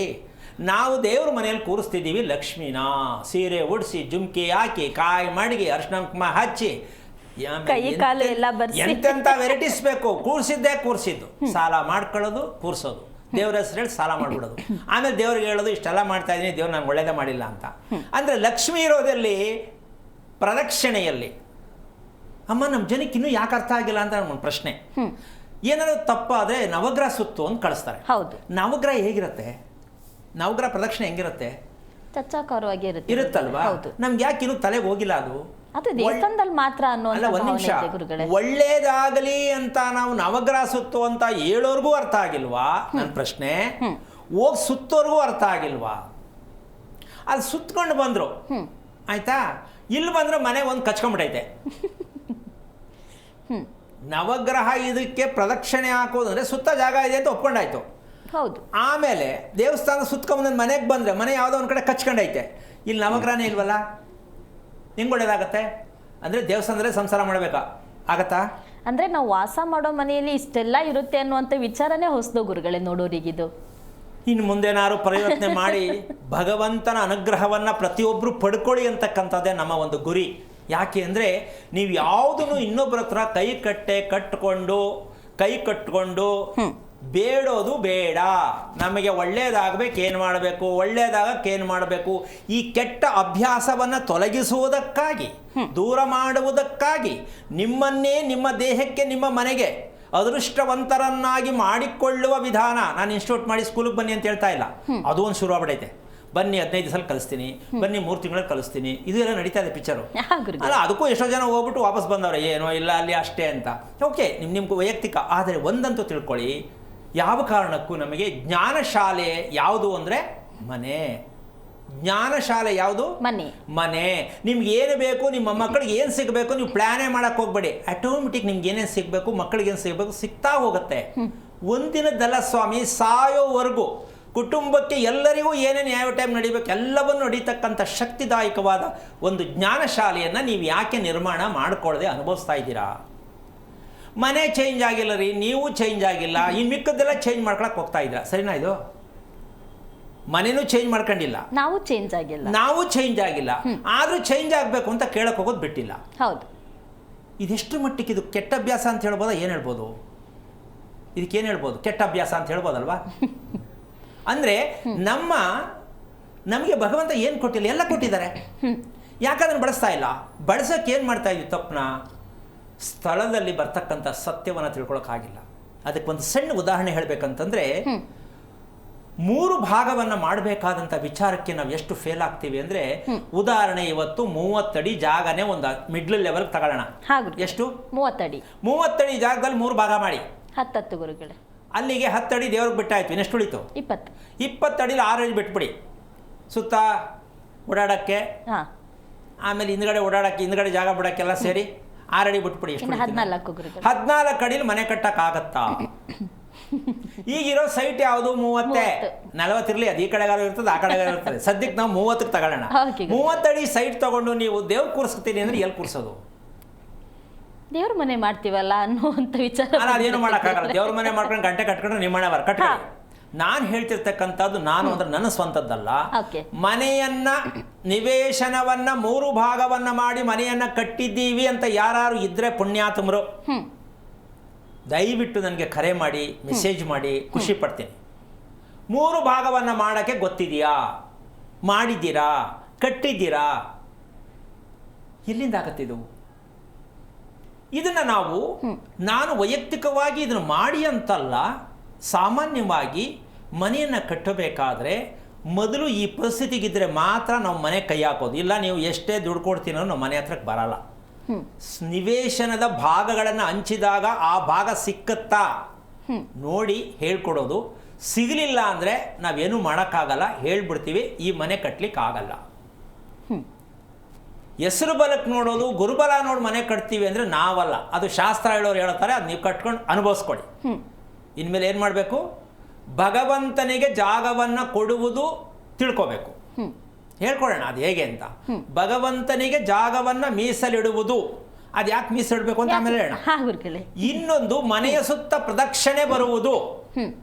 ಹೆಂಗಪ್ಪ ಇದು 30 ಈ ಪ್ರದಕ್ಷಿಣೆ ಬರಬೇಕು ಅಂತಾರೆ, ಹಿಂದೆ ಮುಂದೆ ಬಿಡಬೇಕು ಅಂತಾರೆ, ಮನೆ ಉಳ್ಕೊಳ್ಳೋದೆಲ್ಲಿ, ಬೆಡ್ರೂಮ್ ಆಗಲ್ವಲ್ಲ ಅದನ್ನ ಕಡೆಗೆ, ಹೌದು ಅಲ್ವಾ? ಇದು ನಮ್ಮ ಜನಕ್ಕೆ ಆಗ್ತಾ ಇರ್ತಕ್ಕಂಥ ಒಂದು ದೊಡ್ಡ ಸಮಸ್ಯೆ. ಖಂಡಿತ ಹೌದು ಗುರುಗಳೇ. ಎಷ್ಟು ಅನ್ಯಾಯ ಅಲ್ವಾ? ಈಗ ಇದನ್ನ ಯಾರ ಹತ್ರ ಒಪ್ಸೋದು? ಅಲ್ಲ ರೀ, ನಮ್ಗೆ ಅದು ಬೇಕು ಇದು ಬೇಕು ಇದು ಕೊಡಿ ಅನುಕೂಲ ಕೊಡಿ ಅಂತ ಬಾಟ ಆಟ್ಕೊಂಡು ಸ್ಟ್ರೈಕ್ ಮಾಡ್ತಾರ್ರಿ. ಇದನ್ನ ಕೇಳಿ, ನಿವೇಶನವನ್ನು ಅಲರ್ಟ್ ಮಾಡೋರಿಗೆ ಕೇಳಿ, ಹೆಂಗಿದೆ ಅಲರ್ಟ್ ಮಾಡಿರೋದು, ಎಷ್ಟಡಿ ಯಾವ ಕಡೆಗಿದೆ, ಇದು ಆಗತ್ತಾ, ಕಟ್ಟಕ್ಕಾಗತ್ತಾ, ಇದನ್ನು ತಿಳ್ಕೊಂಡು ನಿವೇಶನ ತಗೊಳ್ಳಿ. ಪಾಪ ಕಷ್ಟಪಟ್ಟು ಸೈಟ್ ತಗೋತೀರಾ, ಆ ಸೈಟು ಯಾವ ಕಡೆಗೆ 40 ಯಾವ ಕಡೆಗೆ 30 ಗೊತ್ತಿಲ್ಲ. ಮತ್ತು ಮನೆ ಕಟ್ಟಕ್ಕೆ ಹೋದರೆ ನೀವು ಪುರೋಹಿತರ ಹತ್ರ ಹೋಗ್ಬಿಟ್ಟು ಗುರುಬಲ ನೋಡ್ಕೊಂಡು ಅಲ್ಲಿ ಮನೆ ಕಟ್ಟಕ್ಕೆ ಹೋಗಿ ತಗಲಾಕತ್ತೀರಾ. ಗುರುಬಲ ಪುರೋಹಿತರ ಪಂಚಾಂಗದಲ್ಲಿರುತ್ತೆ, ಹೊತ್ತು ನಿಮ್ಮ ಮನೇಲಿಲ್ಲ. ಏನು ಮಾಡೋಣ, ಹೆಂಗೆ ಸರಿ ಮಾಡ್ಕೊಳ್ತೀರಾ ಸ್ವಲ್ಪ ಯೋಚನೆ ಮಾಡಿ. ಈ ಸತ್ಯವನ್ನು ಯಾವತ್ತು ಅರ್ಥ ಮಾಡಿಕೊಂಡು ನೀವು ಬದುಕ್ತಿರೋ, ನಿಜಕ್ಕೂ ನಾವು ಎಂತಹ ಒಂದು ಸತ್ತವರಿಗೆ, ನಮ್ಮನ್ನು ಬಿಟ್ಟು ಈ ಭೂಮಿಯಲ್ಲಿ ಸತ್ತವರಿಗೆ ಅವರೇ ಕಣಮ ದೇವರು, ಸತ್ತವರೇ ದೇವರು. ಯಾಕೆ ಅಂದರೆ ಅವರು ಪಾಪ ಅರ್ಧಂಬರ್ಧಲ್ಲೇ ಆಗಿ ಸತ್ತಿದ್ದಾರೆ. ಹೌದಾ? ಈಗ ಅವರು ಅರ್ಧಂಬರ್ಧ ಸತ್ತಿರೋದು ಅವ್ರಿಗೆ ಗೊತ್ತಿಲ್ಲದೆ ಸತ್ರು, ಆಮೇಲೆ ಇವರು ಸಾಯಕ್ ರೆಡಿ ಆಗಿರ್ತಾರೆ, ಗೊತ್ತಿಲ್ಲದೆ ಸಾಯಕ್ ರೆಡಿ ಆಗಿರ್ತಾರೆ. ಅವರು ಗೊತ್ತಿಲ್ಲದೆ ಸತ್ರು, ಏನೋ ಒಂದಾಗಿ. ಇವರು ಆ ಮನೇಲಿ ಗೊತ್ತಿಲ್ಲದೆ ಸಾಯಕ್ಕೆ ರೆಡಿ ಆಗಿರ್ತಾರೆ, ಸಾಯ್ತೀನಿ ಅಂತ ಗೊತ್ತಿರಲ್ಲ. ಗುರುಗಳೇ, ಇನ್ನು ಅರ್ಧ ವಯಸ್ಸಿನಲ್ಲಿ ಹೋಗಿರ್ತಾರೆ, ನಾವು ಗೊತ್ತಿಲ್ಲದೆ ಮನೆಯಲ್ಲಿ ಸಾಯ್ತಾ ಇರ್ತೀವಿ, ಅದು ಹೇಗೆ ಅನ್ನೋದ್ರ ಬಗ್ಗೆ ತಿಳ್ಕೊತೀನಿ ಗುರುಗಳೇ. ನಿಮ್ಮಿಂದ ಕಾಲರ್ ರೆಡಿ ಇದ್ದಾರೆ. ಹಲೋ ಹಲೋ ಶ್ರೇಯಾ ಅವರೇ, ಯಾರ ಬಗ್ಗೆ ತಿಳ್ಕೊಬೇಕಿತ್ತು? ನನ್ನ ಬಗ್ಗೆನೇ. ನಿಮ್ದು ನಕ್ಷತ್ರ ತಿಳಿಸಿ. ಉತ್ತರ ಭದ್ರ ನಕ್ಷತ್ರ. ಗುರುಗಳಿದ್ದಾರೆ, ಮಾತಾಡಪ್ಪ. ಹಲೋ, ಹರಿ ಓಂ ಗುರುಗಳೇ. ನಾರಾಯಣ, ಹೇಳಮ್ಮ, ಏನು ಮಾಡ್ತಿದ್ಯಾ, ಏನು ಓದಿದ್ಯಾ? ಅದು ಡಿಗ್ರಿ ಕಂಪ್ಲೀಟ್ ಆಗಲಿಲ್ಲ. ಯಾಕೆ? ಬಗ್ಗೆ ಅದು ಪ್ರಾಬ್ಲಮ್ ಆಯಿತು. ತುಂಬ ಬೇಜಾರಾಯ್ತಾ? ಮತ್ತೆ ಈಗ ಮುಂದೆ ಏನು? ಮುಂದೆ ನೀವು ತೋರಿಸಿದ್ದಾರೆ. ಇದೆಲ್ಲ ನಿನಗೆ ನಂಬಿಕೆ ಮೊದಲು ಇತ್ತಾ, ಈಗ ಬಂತಮ್ಮ? ನಾನು 3 ವರ್ಷದಿಂದ ಕಾರ್ಯಕ್ರಮ ನೋಡ್ತಾ ಇದ್ದೆ. ಆದರೂ ಪ್ರಯೋಜನ ಮಾಡ್ಕೊಂಡಿಲ್ವಲ್ಲ ನೀನು? 3 ವರ್ಷದಿಂದ ನೋಡಿದ್ಯಾ? ನೋಡಿ, ಇದೇ ನಮ್ಮ ಕತೆ. ನಾನು ಆವಾಗಲೇ ಅದನ್ನೇ ಹೇಳಿದೆ ಕಾರ್ಯಕ್ರಮದಲ್ಲಿ. ಜೀವಮಾನ ಎಲ್ಲ ಕಳೆದಾಯಿತು, ನಮ್ಮ ಅಪ್ಪ ಬಂದ, ನಮ್ಮ ತಾತ ಬಂದ, ಆದರೂ ನಾವಂತೂ ಬದಲಾವಣೆ ಆಗಿಲ್ಲ. ಈಗ ಈ ಹುಡುಗಿ 3 ವರ್ಷದಿಂದ ಕಾರ್ಯಕ್ರಮ ನೋಡ್ತಾ ಐತೆ, ಏನೂ ಅರ್ಥ ಮಾಡ್ಕೊಳ್ಳಿಲ್ಲ. ಎಷ್ಟು ವರ್ಷ ಕಾರ್ಯಕ್ರಮ ನೋಡಿದ್ರೇನು? ಇದು ಹೆಂಗೆ ಅಂದರೆ 15 ಮಕ್ಕಳು ಎತ್ತಿದ್ದೀನಿ ನಾನು ಜೋಪಾನ ಅಂದರೆ, ಅವಳು 1 ಮಕ್ಕಳ ಹತ್ರ ಹೇಳ್ಬಿಡ್ತಾಳೆ, ನಿನಗೇನು ಗೊತ್ತಿಲ್ಲ, ನಾನು ಹೇಳ್ತೀನಿ ಕೇಳಿಸ್ಕೊಂಡು. 15 ಎತ್ತಿದ್ದೀನಿ ನನಗೆಲ್ಲ ಗೊತ್ತು ಅಂದರೆ ಅದಕ್ಕೆ ನಾವು ಉತ್ತರ ಕೊಡೋಕ್ಕಾಗಲ್ಲ ಅಲ್ವಾ? ಯಾಕೆ ಈ ಮಾತು ಹೇಳಬೇಕಾಗತ್ತೆ ಅಂದರೆ, ನಿಜಕ್ಕೂ ಹೇಳ್ತೀನಿ, ನಾವು ಏನು ಸತ್ಯ ತಿಳ್ಕೋಬೇಕು ಅಂತ ಬರೀ ಓದಿದ್ರೆ ಏನೂ ಸಿಕ್ಕಲ್ಲ ಅಂತಕ್ಕಂಥ ವಿಚಾರ ಅಲ್ಲ. ಓದೋದು ಒಂದು ಕಡೆ ಆದರೆ ನಾವು ತಿಳ್ಕೊಳ್ತಕ್ಕಂಥ ಅತಿ ಮುಖ್ಯವಾದ ವಿಷಯ. ನಿಮ್ಮಪ್ಪ ಏನು ಮಾಡ್ತಾರಮ್ಮ? ಅವ್ರು ಮೊದಲು ಬೆಳ್ಳಿ ಕೆಲಸ ಮಾಡ್ತಿದ್ರು. ಈಗ ಕಣ್ಣಿದ್ದು ಹೋಗಿದೆ, ಮಾಡ್ಲಿಕ್ಕೆ ಆಗುದಿಲ್ಲ. ಏನಾಗಿದೆ ಕಣ್ಣು? ಕಣ್ಣಲ್ಲಿ ಪೊರೆ. ಎಷ್ಟು ವಯಸ್ಸು ಅವರಿಗೆ? 50. 50 ವರ್ಷಕ್ಕೆ ಕಣ್ಣಿನ ಪೊರೆ ಬಂತಾ? ಈಗ ಮನೇಲೇ ಇದ್ದಾರಾ? ಹೌದು. ಓಕೆ, ಈಗ ನೀನು ಕರೆ ಮಾಡಿದ ಉದ್ದೇಶ ಏನು? ಮುಂದೆ ಏನು ಅಂತನಾ, ಆರೋಗ್ಯದ ಬಗ್ಗೆ ಅಂತನಾ? ಆರೋಗ್ಯ. ನೀನು ನಿದ್ದೆನೇ ಮಾಡಲ್ವಲ್ಲ, ಆರೋಗ್ಯ ಹೆಂಗೆ ಬರುತ್ತೆ? ಹೌದು ತಾನೆ? ನಿದ್ದೆ ಬರಲ್ವಲ್ಲಮ್ಮ ನಿಂಗೆ? ಬರುತ್ತೆ, ಆದರೆ ಲೇಟಾಗಿ ಹೇಳ್ತೇನೆ. ಮೂನಮ್ಮ, ಅದೇನೇ ಮಾತು ಹೇಳ್ತಿರೋದು. ನೀನು ಎಷ್ಟೊತ್ಕೊ ಮಲ್ಕೊಂಡು ಎಷ್ಟೊತ್ಕೊ ಇದ್ರೆ ಅದಕ್ಕೆ ನಿದ್ದೆ ಬರಲ್ಲ ಅಂತ ಹೇಳಿದ್ದು. ನಿದ್ದೆನೇ ಬರಲಿಲ್ಲ ಅಂದರೆ ಮನುಷ್ಯನಿಗೆ ಯಾವಾಗಲೂ ರೋಗ ಇದ್ದದ್ದೇ. ಮನಸ್ಸು ಚೆನ್ನಾಗಿರಲ್ಲ, ದೇಹ ಚೆನ್ನಾಗಿರಲ್ಲ, ಯಾವುದ್ರ ಮೇಲೂ ಆಸೆ ಆಗಲ್ಲ, ಜೀವನ ಬೇಡ ಅನಿಸುತ್ತೆ, ಕೋಪ ಬರುತ್ತೆ, ಬೇಜಾರಾಗತ್ತೆ. ಹೌದು ತಾನೆ? ಮತ್ತು ನೀನು ರಿಪೇರಿ ಮಾಡ್ಕೊಳ್ದೆ ಓದ್ಬಿಟ್ಟು ಏನು ಪ್ರಯೋಜನ? ಎಷ್ಟು ವಯಸ್ಸಿಗೆ ನಿನಗೆ? 22 ವರ್ಷ ಆಯಿತು. ಇನ್ನೂ ನೀನು LKG UKG ನಿನ್ನ ಜೀವನದ ಬಗ್ಗೆ LKG UKG ತಗೊಂಡಿಲ್ಲ. ಓದ್ಬಿಟ್ಟು ಮುಂದಕ್ಕೆ ಡಿಗ್ರಿ ತಗೊಂಡಿದ್ಯಾ, ಏನು ಪ್ರಯೋಜನ? ಈಗ ನೀನು ಮಾಡಬೇಕಾದ ಕೆಲಸ ಇಷ್ಟೇ. ನಿಮ್ಮ ಅಪ್ಪ ಅಮ್ಮನಿಗೆ ಇದ್ರ ಬಗ್ಗೆ ಎಲ್ಲ ಪೂರ್ಣವಾದ ನಂಬಿಕೆ ಇದೆಯಾ? ಅಲ್ಲ, ಇದೆಲ್ಲ ತಿಳ್ಕೊಬೇಕು ಅಂತ ನಂಬಿಕೆ ಇದೆಯೇನಮ್ಮ ನಿಮ್ಮ ಅಪ್ಪ ಅಮ್ಮನಿಗೆ? ಅವರು ಕಾರ್ಯಕ್ರಮ ನೋಡ್ತಾರೆ ಹಾಕಿದ್ರೆ. ಅಲ್ಲಲ್ಲ, ನೋಡೋದು ಬಿಡು. ನೋಡೋದು ಕೇಳೋದ್ರಿಂದ ಓದೋದ್ರಿಂದ ಏನೂ ಬರಲ್ಲ. ಇದೆಲ್ಲ ತಿಳ್ಕೋಬೇಕು ಅಂತ ಆಸಕ್ತಿ ಇದೆಯಾ ಅಂತ? ಮತ್ತು ಯಾಕೆ ಕೇಳಲಿಲ್ಲ ತಿಳ್ಕೊಳ್ಳಿಲ್ಲ ನಿನ್ನ ಬಗ್ಗೆ, ಅಥವಾ ನೀನು ಯಾಕೆ ಕೇಳಲಿಲ್ಲ ಅವ್ರಿಗೆ ನಡೀರಿ ಎಲ್ಲರೂ ತಿಳ್ಕೊಳ್ಳೋಣ ಅಂತ? ಅದು ಹಾಂ, ಇದು ಓಕೆ. ಈಗ ಹಾಲು, ಮೊಸರು, ತುಪ್ಪ ಇವು ಮೂರರಲ್ಲಿ ನಿನಗೆ ಯಾವ್ದು ಇಷ್ಟ, ಯಾವ್ದು ಕಷ್ಟ? ನಂಗೆ ತುಪ್ಪ ಮೊಸರು ಕಷ್ಟ. ಮೊಸರು ಇಷ್ಟ, ಹಾಲು ಇಷ್ಟ. ತುಪ್ಪ ಇಷ್ಟ ಇಲ್ಲ? ಜಾಸ್ತಿ ತಿನ್ಲಿಕ್ಕೆ ಇಷ್ಟ ಇಲ್ಲ, ಕಮ್ಮಿ ಆದ್ರೆ ತಿಂತು. ನಿಮ್ಮ ಅಮ್ಮನಿಗೆ ಅಮ್ಮನಿಗೆ ಇಷ್ಟ ಇದೆ. ಯಾವುದು, ಮೂರೂ ಇಷ್ಟನಾ? ಹೌದು. ನಿಮ್ಮ ಅಪ್ಪನಿಗೆ ಇಷ್ಟ ಇಲ್ಲ ಹಾಲಂದ್ರೆ. ಹಾಲು ಇಷ್ಟ ಇಲ್ಲ. ಹ್ಮ್. ಈಗ ಯಾಕೆ ಈ ವಿಷಯ ಕೇಳಿದೆ ಅಂತ ಕೇಳಬೇಕು. ಈ ಹುಡುಗಿ ಸಮಸ್ಯೆಗೂ ಹಾಲು ಮೊಸರು ತುಪ್ಪ ಯಾಕೆ ಬೇಕಿಲ್ಲಿ ಗುರುಗಳೇ ಅಲ್ವಾ? ಆವಾಗಲೇ ಹೇಳಿದೆ, ವಾತ ಪಿತ್ತ ಕಫ ಅಂತಕ್ಕಂಥದ್ದು ನಮ್ಗೆ ಏನಿರುತ್ತೆ, ಏನಿದೆ ಅಂತ ನಾವು ತಿಳ್ಕೊಂಡಿದ್ದೀವಿ. ಈ ರೀತಿಯಾದ ವಿಚಾರಕ್ಕೆ ನಾವು 7 ಅಂದರೆ ಸಪ್ತ ಧಾತುಗಳು ಅಂತ ಹೇಳ್ತೀವಿ. ಶಕ್ತಿಗೆ ನಮಗೆ 7 ಧಾತುಗಳು ಬೇಕು. ಅದಕ್ಕಷ್ಟು ರುಚಿನೂ ನಮ್ಮ ದೇಹಕ್ಕೆ ಸೇರಬೇಕು. ಹೌದು. ಈಗ ಅಪ್ಪನಿಗೆ ಒಂದಿಷ್ಟ ಇಲ್ಲ, ಅಮ್ಮನಿಗೆ ಒಂದಿಷ್ಟ ಇಲ್ಲ, ಈ ಮಗುಗೆ ಒಂದಿಷ್ಟ ಇಲ್ಲ ಅಂದರೆ 7ರಲ್ಲಿ ಒಂದು ಕಳ್ಕೊಳ್ತು, ಇನ್ನು 6 ಉಳ್ಕೊಂಡಿರೋದು. ಆರೋಗ್ಯ ಕೆಡದ ಏನಾಗುತ್ತೆ? ಸಿಂಪಲಾಗಿ ಅರ್ಥ ಮಾಡ್ಕೋ ಪ್ರತಿಯೊಬ್ಬರೂ. ಪ್ರತಿ ಮನುಷ್ಯನಿಗೆ ಇರ್ತಕ್ಕಂಥದ್ದು 7 ಶಕ್ತಿದಾಯಕವಾಗಿರ್ತಕ್ಕಂಥ ಧಾತುಗಳು ನಮ್ಮ ದೇಹದಲ್ಲಿದೆ.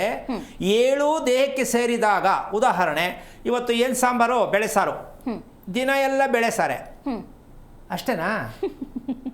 ಇವತ್ತೇನು ಸಾರು, ಉಪ್ಸಾರು, ದಿನ ಎಲ್ಲ ಉಪ್ಸಾರೆ. ಇದು ನಾವು ಹಿಂಗೆ ತಾನೇ ಬದುಕ್ತಾ ಇರೋದು. ಅಲ್ಲ, ದಿನ ಏನು ನಾನು ಮಾಡಿ ಸಾಕಾಗ್ಬಿಡದೆ ಅಂತ ಎಷ್ಟು ಜನ ಬೈಕೋತಾರೆ. ಹಂಗಾಗಲ್ಲ ರೀ.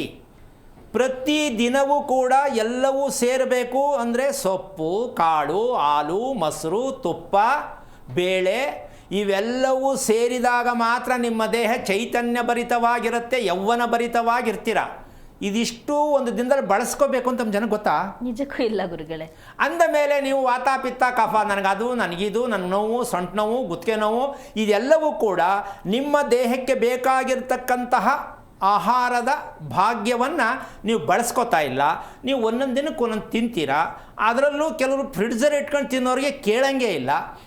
ಬಿಸಿ ಮಾಡ್ಕೊಳ್ಳೋದು ತಿನ್ನೋದು, ಬಿಸಿ ಮಾಡ್ಕೊಳ್ಳೋದು ತಿನ್ನೋದು. ಯಾಕೆಂದರೆ ಮಾಡೋಕ್ಕೆ ಟೈಮ್ ಇಲ್ಲ, ಏನೋ ಒಂದು ಕಥೆ ಇರ್ತಾರೆ.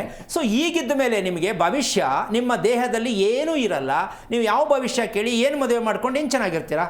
ಮಕ್ಕಳನ್ನ ಚೆನ್ನಾಗಿರ್ತಾರೆ, ನೀವೇನು ಚೆನ್ನಾಗಿರ್ತೀರಾ? ಈ ಸತ್ಯ ತಿಳ್ಕೊಳ್ಳಿ. ಶಾಸ್ತ್ರದವ್ರು ಇದೆಲ್ಲ ಹೇಳ್ತಾರಾ? ಬೇಳೆ ಸಾರು ತಿಂತೀಯಾ ನೀನು, ಹೆಸರು ಕಾಳು ತಿಂತೀಯಾ, ಕಡಲೆಕಾಳು ತಿಂತೀಯ ಕೇಳ್ತಾರೆ ನಮ್ಮ. ಯಾಕಂದ್ರೆ ಅವ್ರಿಗೆ ಗೊತ್ತಿಲ್ಲ. ಅವರೇ ಯೋಚನೆ ಮಾಡ್ತಾರೆ, ಏನು ಮಾಡೋದು, ಏನು ನನ್ನ ಜೀವನ ಹಿಂಗೆ ಆಯ್ತಲ್ಲ ಅಂತ. ಅಲ್ಲೋಗಿ ಇವ್ರು ತಗೊಳಕತ್ತಾರೆ. ಇವ್ರಿಗೂ ಗೊತ್ತಿಲ್ಲ, ಅವ್ರಿಗೂ ಗೊತ್ತಿಲ್ಲ. ಅಮ್ಮ, ನಿನ್ಗೆ ಅರ್ಥ ಆಯ್ತಾ ಈಗ ಹೇಳಿದ್ದು? ನಿಮ್ಮ ಅಪ್ಪ ಅಮ್ಮನ ಕರ್ಕೊಂಡು ತಿಳ್ಕೊಳ್ಳೋಕೆ ಪ್ರಯತ್ನ ಮಾಡು. ಯೋಚನೆ ಮಾಡೋಕ್ಕೆ ಹೋಗ್ಬೇಡ. ಒಂದು, ನಿನ್ನ ನಿದ್ದೆ ಸ್ಕೀಮ್ ಇದೆಯಲ್ಲ, ಇದು ನೀನು ಒಬ್ಬಳೇ ಅಲ್ಲ, ಪ್ರಪಂಚದಲ್ಲಿ 90% ಅನುಭವಿಸ್ತಾ ಇದ್ದಾರೆ. ಇದೇ ಅಲ್ವಾ? ಇದೆ ಗುರುಗಳೇ. ನಿದ್ದೆ ಸ್ಕೀಮ್ ಯಾರಿಗೂ ಸಿಕ್ಕಿಲ್ಲ. ಮಗುವಿಂದ ಹಿಡಿದು ವಯಸ್ಸಾದವರೆಗೂ ನಿದ್ದೆದು ಸ್ಕೀಮು ಕಂಪ್ಲೀಟ್ ಇನ್ನೂ ಓಪನೇ ಆಗಿಲ್ಲ. ಏನೋ ಮಾಡ್ತೀನಿ, ಮಾಡಬೇಕು, ಹಿಂಗಿದೆ. ಅದಕ್ಕೆ ನೀನು ನಿನ್ನ ಮೂಲಕ ಹೇಳ್ತೀನಿ, ಜೊತೆಗೆ ಇನ್ನು 4 ವರ್ಷ ಟೈಮ್ ನಿನಗೆ. ಈ 4 ವರ್ಷದ ಅವಧಿಯಲ್ಲಿ ನಿನ್ನ ದೇಹನ ಸರಿ ಮಾಡಿಕೊಂಡ್ರೆ ಬಚಾವ್. ಇಲ್ಲ ಅಂದರೆ ನೀನು ಮದುವೆನೂ ಇಲ್ಲ, ಕೆಲಸನೂ ಇಲ್ಲ, ಎಜುಕೇಷನೂ ಇಲ್ಲ, ನೆಮ್ಮದಿನೂ ಇಲ್ಲ ಅನ್ನೋ ಮಟ್ಟಕ್ಕೆ ಹೊಟ್ಟೋಗ್ತೀಯ. ಹೆದರ್ಕೋಬೇಡ, ತಿಳ್ಕೊಳ್ಳೋಕೆ ಪ್ರಯತ್ನ ಮಾಡು. ಹೇಳ್ಕೊಳ್ಳೋಣ. ಒಳ್ಳೆಯದಾಗಲಿ. ಕರೆ ಮಾಡಿದ್ದಕ್ಕಾಗಿ ಧನ್ಯವಾದಗಳು ಗುರುಗಳೇ. ಇನ್ನು ಈಗ ಅವ್ರು ಹೇಳಿದ್ರೆ ಅಭಿರುಚಿ ಗಂಡಂಗೆ ಬೇರೆ ಹೆಂಡತಿಗೆ ಬೇರೆ ಇದೆ ಅನ್ನುವಂಥ ವಿಚಾರ ಹೇಳಿದ್ರಿ. ಹಾಗಿದ್ರೆ ಅಭಿರುಚಿನ ಮದುವೆ ಆದಮೇಲೆ ಮಗು ಪಡ್ಕೊಳ್ಳೋದಕ್ಕಿಂತ ಮುಂಚೆ ಒಂದು ಮಾಡ್ಕೋಬೇಕಾಗುತ್ತಾ ಗುರುಗಳೇ? ಹಾಗಿದ್ರೆ ಅಯ್ಯೋ, ಮಗು ಬಿಡ್ರಿ, ಆ ಕಡೆ ಇರಲಿ. ಯಾರಿಗೆ ಬೇಕಾಗಿದೆ ಮಗು? ನೀವು ಇಬ್ರು ಮಗುಗಳಾಗಿ, ಗಂಡ ಹೆಣ್ಣು ಏನಾಗಬೇಕು? ಮಗುಗಳು, ಮಕ್ಕಳ ಥರ ಆಗಬೇಕು. ನೀವೇ ರೆಡಿ ಇಲ್ಲ, ಮಗು ತಗೊಂಡು ಏನು ಮಾಡೋದು? ಇಲ್ಲಿ ಒಂದು ವಿಚಾರ ಹೇಳ್ತೀನಿ, ಅದಕ್ಕೆ ಸಣ್ಣ ಉದಾಹರಣೆ ಹೇಳ್ತೀನಿ. ಗುರುಗಳೇ, ಒಂದು ಹೆಣ್ಣು ಸಂತತಿಗೆ ಸಿದ್ಧತೆಯಾಗಬೇಕು ಅಂದರೆ ಹೆಣ್ಣು ಹೇಗಿರಬೇಕು, ಯಾವ ಕ್ರಮವನ್ನು ಅನುಸರಿಸಬೇಕು ಅಂತ ದಯವಿಟ್ಟು ಹೇಳಿ ಯಾರಾದರೂ. ಮಗುವನ್ನು ಪಡೆಯುವ ಒಂದು ಹೆಣ್ಣು ಯಾವ ರೀತಿ ಸಿದ್ಧತೆಯನ್ನ ಮಾಡ್ಕೋಬೇಕು, ಸಂತತಿಗಾಗಿ ಹೆಣ್ಣಿನ ಪ್ರಯತ್ನ ಯಾವುದಾಗಬೇಕು ಅಂತ ನಮ್ಮ ದೇಶದಲ್ಲಿ ಇನ್ನೂ ಓಪನ್ ಆಗಿಲ್ಲ ರೀ. ಅದಕ್ಕೆ ಶಾರ್ಟ್ ಆಗಿ ಹೇಳ್ತೀನಿ, 7 ತಿಂಗಳ ಕಾಲ ಒಂದು ಹೆಣ್ಣು ಸಂತತಿಗೆ ಸಿದ್ಧತೆ ಆಗಬೇಕು. ನನಗೆ ಮಗು ಬೇಕು ಅಂದರೆ, ಆರೋಗ್ಯದಾಯಕವಾದ ಮಗು ಬೇಕು ಅಂದರೆ, ಶಕ್ತಿದಾಯಕವಾದ ಮಗು ಬೇಕಂದ್ರೆ, ನಾನು ಶಕ್ತಿದಾಯಕವಾಗಿ ನಾನು ಇರಬೇಕು ಅಂದರೆ, ಅಂಥ ಮಗು ಪಡಿಬೇಕಾದ್ರೆ 7 ತಿಂಗಳ ಕಾಲ ಕರೆಕ್ಟಾಗಿ 27 ದಿನಕ್ಕೇನೆ ಕರೆಕ್ಟಾಗಿ ಆಗಬೇಕು. ಒಂದು ಆ ಕಡೆ ಈ ಕಡೆ ಆಗಬಾರ್ದು. ಏನು? ಋತುಚಕ್ರ. 7 ತಿಂಗಳು ಪಕ್ಕ ನೀವು ಆಗಿದ್ದೀರಾ ಅಂದರೆ ನೆಕ್ಸ್ಟ್ ಟ್ರೈ ಮಾಡಿ, ಮಗು ಫಸ್ಟ್ ಕ್ಲಾಸಾಗಿರೋ ಮಗು ಸಿಗುತ್ತೆ. ನೀವು ಯಾರನ್ನೂ ಕೇಳಬೇಕಾಗಿಲ್ಲ, ಹುಟ್ಟಿದ ಮೇಲೆ ನಕ್ಷತ್ರ ಸರಿ ಮಾಡೋಕ್ಕೋಗಾಗಿಲ್ಲ. ಹುಟ್ಟುವ ಮಗುವಿನಲ್ಲೇ ಸರಿ ಮಾಡ್ತಕ್ಕಂಥ ವಿಧಾನ ಯಾವುದು ಅಂದರೆ 7 ತಿಂಗಳ ಕಾಲ ನೀವು ಈ ರೀತಿ ಸಿದ್ಧತೆಯಾಗಿ ಸಂತಾನ ಪಡಿಬೇಕು ಅಂತಕ್ಕಂಥ ಪ್ರಪಂಚದ ಇತಿಹಾಸದಲ್ಲಿ ಯಾರೂ ಹೇಳಿಲ್ಲ, ಹೇಳೋದು ಇಲ್ಲ, ಗೊತ್ತೂ ಇಲ್ಲ. ಪ್ರಯತ್ನ ಮಾಡಿ. ಮುಂದೆ ಮದುವೆ ಆಗೋ ಮಕ್ಕಳಿಗೆ ಹೇಳ್ಕೊಡಿ. ಜೀವನದಲ್ಲಿ ಕಣ್ಣಲ್ಲಿ ನೋಡಿ ತೃಪ್ತಿ ಪಡಿ. ನನ್ನ ಮಗಳು ಹುಟ್ಟಿದ ಮಗು ಎಷ್ಟು ಚೆನ್ನಾಗಿದೆ ಅಂತ, ನನ್ನ ಸೊಸೆ ಹುಟ್ಟಿದ ಮಗು ಏನು ಚೆನ್ನಾಗಿದೆ ಅಂತ. ನಿಮಗೂ ಗೊತ್ತಿಲ್ಲ, ಮಕ್ಕಳಿಗೂ ಗೊತ್ತಿಲ್ಲ. ನೀವು ಮದುವೆ ಮಾಡ್ಕೊಂಡ್ರಿ, ಮಕ್ಕಳಿಗೂ ಮದುವೆ ಮಾಡಿದ್ರಿ.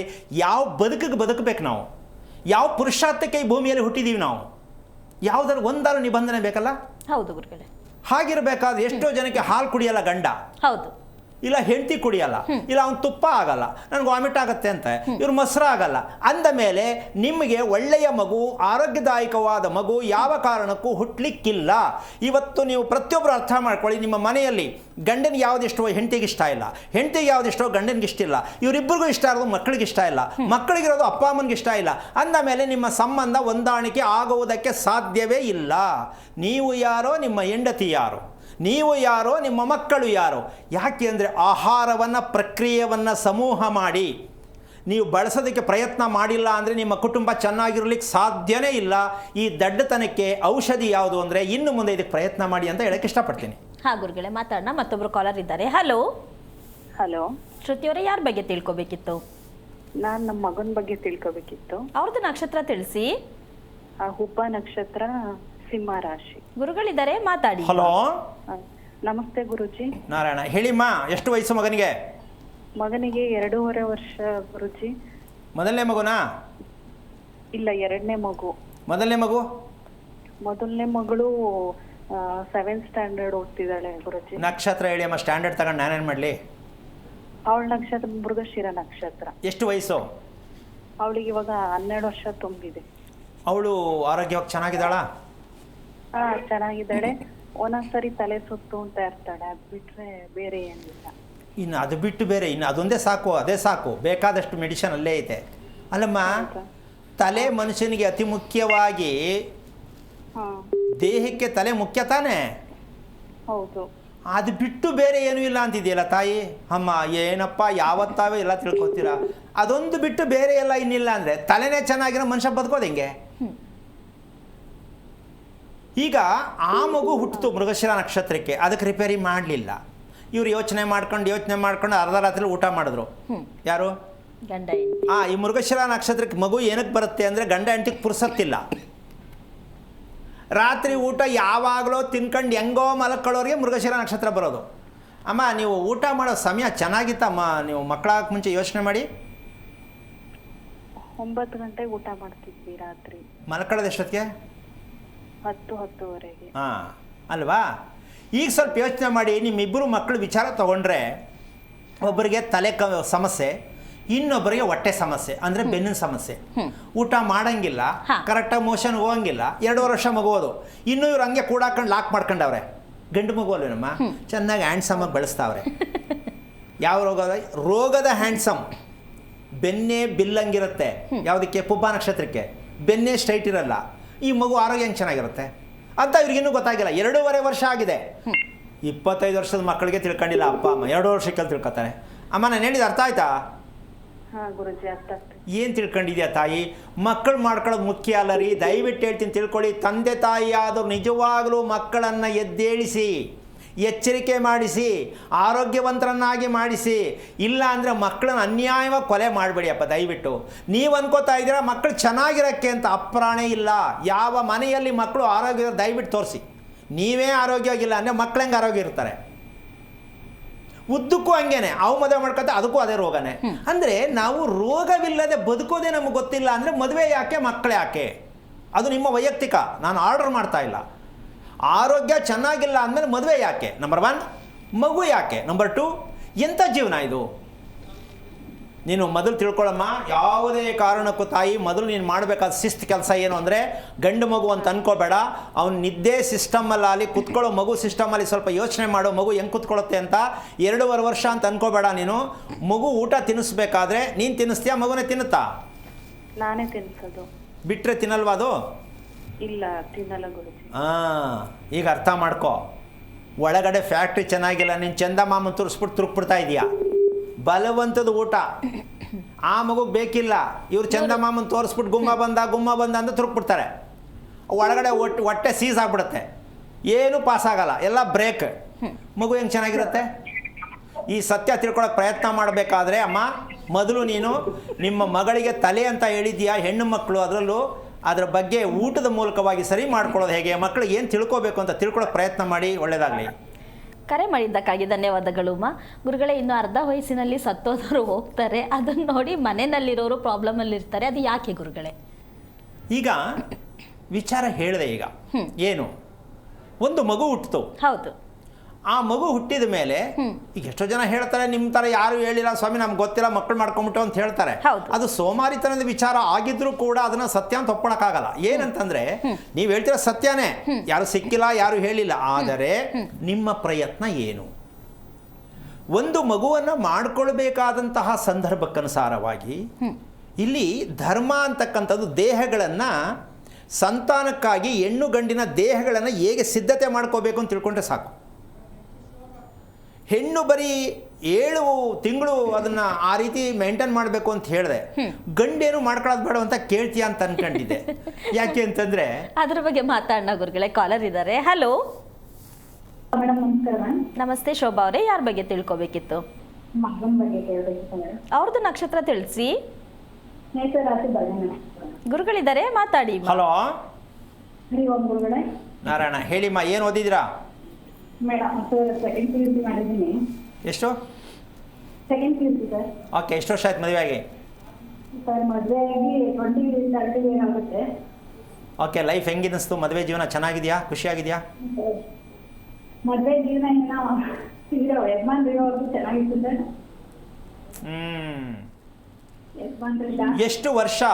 ಎಷ್ಟು ವರ್ಷ ದಾಂಪತ್ಯ ಇತ್ತು ನಿನ್ನ ಪ್ರಕಾರ? ತಪ್ಪಾಯ್ತಲ್ವ? ಏನು ಇಷ್ಟು ಶಾರ್ಟಾಗಿ ಮುಗಿತಲ್ಲ ಅಂತ ಅನ್ನಿಸ್ತಾ? ಅಲ್ಲ, ಇದು ನಿನಗೆ ಬೇಜಾರಾಗಿಲ್ವ ನಮ್ಮ? ಯಾಕೆ ಇದು ಕಾರಣ ಏನು? ನಾನು ಯಾಕೆ ಅನುಭವಿಸ್ಬೇಕು ಅಂತ ಅನ್ನಿಸ್ತಿಲ್ವಾ ನಿನಗೆ? ನಾವು ಭೇಟಿ ಆಗ್ಬೇಕು, ನನಗೆ ಎಷ್ಟೋ ಸರಿ ಆಗ್ಬೇಕು ಅಂತ ಪ್ರಯತ್ನ ಪಡ್ತಾ ಇದ್ದೀನಿ, ನಾನು ಆಗ್ತಿಲ್ಲ. ನಿಮ್ಗೆ ಭೇಟಿಯಾಗಿ ಮಕ್ಕಳ ಬಗ್ಗೆ ತಿಳ್ಕೊಳ್ಳೋಕ್ಕೋಸ್ಕರ ನಾನು ಏನ್ ಮಾಡಬೇಕು ನನ್ನ ಸಜೆಸ್ಟ್ ಮಾಡಿ ಗುರುಗಳೇ. ನೀನು ಅಳಕ್ಕೆ ಹೋಗ್ಬೇಡ, ಮೊದಲು ಅಳಕ್ಕೆ ಹೋಗ್ಬೇಡ. ನೀನು ಫಸ್ಟ್ ಮಾಡಬೇಕಾದ ಕೆಲಸ ಇಷ್ಟೇ. ಈ ರೀತಿ ಈವರೆಗೂ ನಡೆದಿದ್ದೆಲ್ಲ ಒಂದು ಥರ ಸಿನಿಮಾ ನೋಡ್ದಂಗೆ ಇರುತ್ತೆ ಅಂತ ಅನ್ಕೋ. ನನಗೋಸ್ಕರ ನಡೀತು ಅಂತ ಅನ್ಕೋಬೇಡ ತಾಯಿ. ಈಗ ಇನ್ನು ಮುಂದೆ ನಾನು ಏನು ಪ್ರಯತ್ನ ಮಾಡಬೇಕು, ಏನು ತಿಳ್ಕೋಬೇಕು ಅನ್ನೋದು ಆದರೆ ನೀನು ಶಿವನ ದೇವಸ್ಥಾನದಲ್ಲಿ 5 ದಿನ ಏನಾದ್ರು ಸ್ವಲ್ಪ ಸೇವೆ ಮಾಡಬೇಕು. ಅದಾದಮೇಲೆ ನಿನಗೆ ಬರೋದಕ್ಕೆ ಅವಕಾಶ ಆಗುತ್ತೆ. ಪ್ರಯತ್ನ ಮಾಡು. ಅದು ಬಿಟ್ಟು ಬೇರೆ ಏನೂ ಕೇಳೋಕ್ಕೆ ಹೋಗ್ಬೇಡ. ನಿನ್ನ ವಿಚಾರನ ಫೌಂಡೇಶನಿಂದನೇ ಸರಿ ಮಾಡ್ಕೊ, LKGಯಿಂದನೇ ಸರಿ ಮಾಡ್ಕೊ. ಹೇಳ್ಕೊಡೋಣ. ಯಾವ ಕಾರಣಕ್ಕೂ ಯೋಚನೆ ಮಾಡೋದನ್ನ ಇವತ್ತೇ ಬಿಡು, ತೀರ್ಮಾನ ಮಾಡು. ಯಾವ ದೇವಸ್ಥಾನದಲ್ಲಿ ಎಲ್ಲಿ ನಾನು ಸೇವೆ ಮಾಡ್ಬೋದು ಅದು ಮಾಡ್ತಾಯಿ. 5 ದಿನ ಸ್ನಾನ ಮಾಡ್ಕೊಂಡು ಬೆಳಗಿನ ಜಾವ ತುಂಬ ನಿಮ್ಗೆ ದಾರಿ ಸಿಕ್ಕತ್ತೆ. ತಿಳ್ಕೊಳ್ಳೋಕೆ ಪ್ರಯತ್ನ ಮಾಡು. ಒಳ್ಳೆಯದಾಗಲಿ. ಕರೆ ಮಾಡಿದ್ದಕ್ಕಾಗಿ ಧನ್ಯವಾದಗಳು ಅಮ್ಮ. ಗುರುಗಳೇ, ಮತ್ತೊಬ್ರು ಕಾಲರ್ ಇದ್ದಾರೆ. ಹಲೋ. ಹಲೋ, ಸಾವಿತ್ರಿ ಅವರೇ, ಯಾರ ಬಗ್ಗೆ ತಿಳ್ಕೊಬೇಕಿತ್ತು? ನಮ್ಮ ಮಗನ ಬಗ್ಗೆ ಮೇಡಮ್. ಅವ್ರದ್ದು ನಕ್ಷತ್ರ ತಿಳಿಸಿ. ಕೃತಿಕಾ ನಕ್ಷತ್ರ. ಗುರುಗಳಿದ್ದಾರೆ, ಮಾತಾಡಿ ಮಾ. ಹಲೋ, ನಮಸ್ತೆ. ಹರಿ ಓಂ ಗುರುಜಿ. ನಾರಾಯಣ, ಯಾವ ಊರಿಂದ ತಾಯಿ? ನಮ್ದು ಶಿರಾ ತಾಲೂಕು ಗುರುಜಿ. ಓಕೆ, ಯಾರು ಮಗನ ಮಗಳ? ಮಗ ಗುರುಜಿ. ಎಷ್ಟು ವಯಸ್ಸು? ಅವನಿಗೆ ಇವಾಗ 11 ವರ್ಷ ಗುರುಜಿ. ಏನು ಬೇಕಾಗಿತ್ತು? ಅವನಿಗೆ ಅದೇ ಒಂದ್ ಸ್ವಲ್ಪ ಮಕ್ಕಳೇ ಮನೆ ಕಂತಾನೆ, ಆರೋಗ್ಯದ ಬಗ್ಗೆ ಕೇಳ್ಬೇಕಾಗಿತ್ತು. ಈಗ ಸದ್ಯಕ್ಕೆ ಅವ್ನು ಹೇಳ್ದಂಗೆ ನೀನು ಕೇಳ್ಬೇಕಾ, ನೀನು ಹೇಳ್ದಂಗೆ ಅವ್ನು ಕೇಳ್ತಾನ?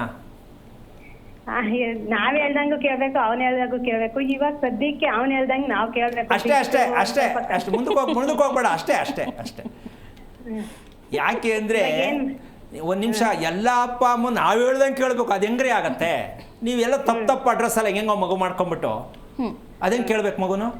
ನಾವಪ್ಪ ಅಮ್ಮ ಅಲ್ವಾ ಗುರುಗಳೇ, ಕೇಳ್ಬೇಕು ಅವರು ಅನ್ನೋದು ರೂಲ್ಸ್. ಅಮ್ಮ ಬಂದಿದ್ವಿ ಗುರುಜಿ ನಿಮ್ಮ ಹತ್ರ. ಓಕೆ, ಯಾವಾಗ? ಅವಾಗ್ಲೇ 2 ವರ್ಷ ಆಯ್ತು ಗುರುಜಿ. ಎಲ್ಲಾನು ಮಾಡಿದೀವಿ. ಅಲ್ಲ, ಒಂದ್ ನಿಮಿಷ. ಅದು ಮಾಡಿದಕ್ಕೆ ತಕ್ಕಂತೆ ಏನಂತ ಫಲಿತಾಂಶ ಗೊತ್ತಾಯ್ತು ನಿಮ್ಗೆ? ಪರವಾಗಿಲ್ಲ ಗುರುಜಿ, ನಮ್ಗನ್ಸ್ತಂಗೆ ಒಂದ್ ಸ್ವಲ್ಪ ಪರವಾಗಿಲ್ಲ. ಮುಂದುವರಿಲ್ವಲ್ಲ? ಯಾಕೆ ಮುಂದುವರಿಯಕ್ ಆಗ್ತಾ ಇಲ್ಲ ಗುರುಜಿ? ಎಲ್ಲ ಅವಾಗ್ಲೇ ಗೋಕರ್ಣಕ್ಕೂ ಹೋಗಿ ಬಂದ್ವಿ. ಒಂದ್ ನಿಮಿಷ ಅಮ್ಮ. ನಾವು ಇದನ್ನ ಒಂದು ದೊಡ್ಡ ಸಮಸ್ಯೆ ಆಗಿದೆ. ಒಂದ್ಸಲ ಪೂಜೆ ಮಾಡಿದ್ದು, ಒಂದ್ಸಲ ಗೋಕರ್ಣಕ್ಕೆ ಹೋಗಿದ್ದು, ಒಂದ್ಸಲ ಕಾಶಿಗೆ ಹೋಗಿ ಬಂದ್ರೆ ಒಳ್ಳೇದಾಗತ್ತೆ ಅಂತ ತಿಳ್ಕೊಳ್ಳೋದು ಅಷ್ಟು ಸುಲಭ ಅಲ್ಲ. ನಮ್ಮ ಜನ ಹಂಗೆ ತಿಳ್ಕೊಂಡಿರೋದು. ಎಲ್ಲ ಮಾಡಿದೀನಿ ಅಂತ ಪೂರ್ತಿ ಮುಗಿಸ್ಬಿಟ್ರೆ ಅಮ್ಮ ಹೋದ್ಸಲಾಗಿ. ಇನ್ನು ಮಾತು ದಾರಿನೇ ಇಲ್ಲ ಮುಂದಕ್ಕೆ, ಎಲ್ಲ ಮಾಡಿದ್ದೀವಿ ಅಂದಮೇಲೆ ದಾರಿ ಸಿಗಬೇಕಲ್ಲ. ಅಂದರೆ 150 ಕಿಲೋಮೀಟ್ರ್ ದೂರ ಇರೋದು 50 ಕಿಲೋಮೀಟ್ರ್ ಬಂದು ಎಲ್ಲ ಮುಗ್ದಂಗಲ್ವಾ? ಅಂದರೆ 200 ಕಿಲೋಮೀಟ್ರ್ ಮುಂದೆ ಹೋಗೋರು ಯಾರು? ಅಮ್ಮ ಅರ್ಥ ಮಾಡ್ಕೋತಾಯಿ, 3 ವರ್ಷಗಳ ಕಾಲ ಪ್ರತಿ ತಂದೆ ತಾಯಿಗಳು ಯಾವುದೇ ಕುಟುಂಬಕ್ಕಾಗಿ, ಮಕ್ಕಳಿಗಾಗಿ, ಯಾರಿಗೆ ಆಗಲಿ ಪ್ರಾಯಶ್ಚಿತ್ತವನ್ನು ಮಾಡಿ ಸರಿಯಾದ ದಾರಿ ಸಿಗಬೇಕಾದ್ರೆ 3 ವರ್ಷಗಳ ಕಾಲ ಕಷ್ಟಪಡಲೇಬೇಕು, ಕೇಳಬೇಕು, ಮಾಡಬೇಕು. ಸಿಕ್ಕಲಿಲ್ಲ ಅಂದರೆ ಪ್ರಯತ್ನ ಮಾಡಬೇಕು. ಫೋನ್ ಮಾಡಿದಾಗ ಸಿಕ್ಕಲಿಲ್ಲ ಬಿಟ್ಬಿಡೋದು, ನಮ್ಗೆ ದುಡ್ಡಿಲ್ಲ ಬಿಟ್ಬಿಡೋದು, ಟೈಮ್ ಇಲ್ಲ ಬಿಟ್ಬಿಡೋದು, ನಂಬಿಕೆ ಯಾರೋ ಹೇಳಿದ್ರು ಬಿಡು ಏನು ಮಾಡೋಕ್ಕಾಗಲ್ಲ ಅನ್ನೋದು. ಈ ಥರ ದ್ವಂದ್ವ ಸ್ಥಿತಿಗೆ ಸಿಕ್ಕಾಕ್ಕೊಂಡ್ರೆ ನೀವು ಎಲ್ಲ ಕಡೆ ಹೋಗಿ ದುಡ್ಡು ಕಳ್ಕೊತೀರಿ ಹೊರತು ನಿಮ್ಗೆ ಒಳ್ಳೆಯದಾಗಲ್ಲ.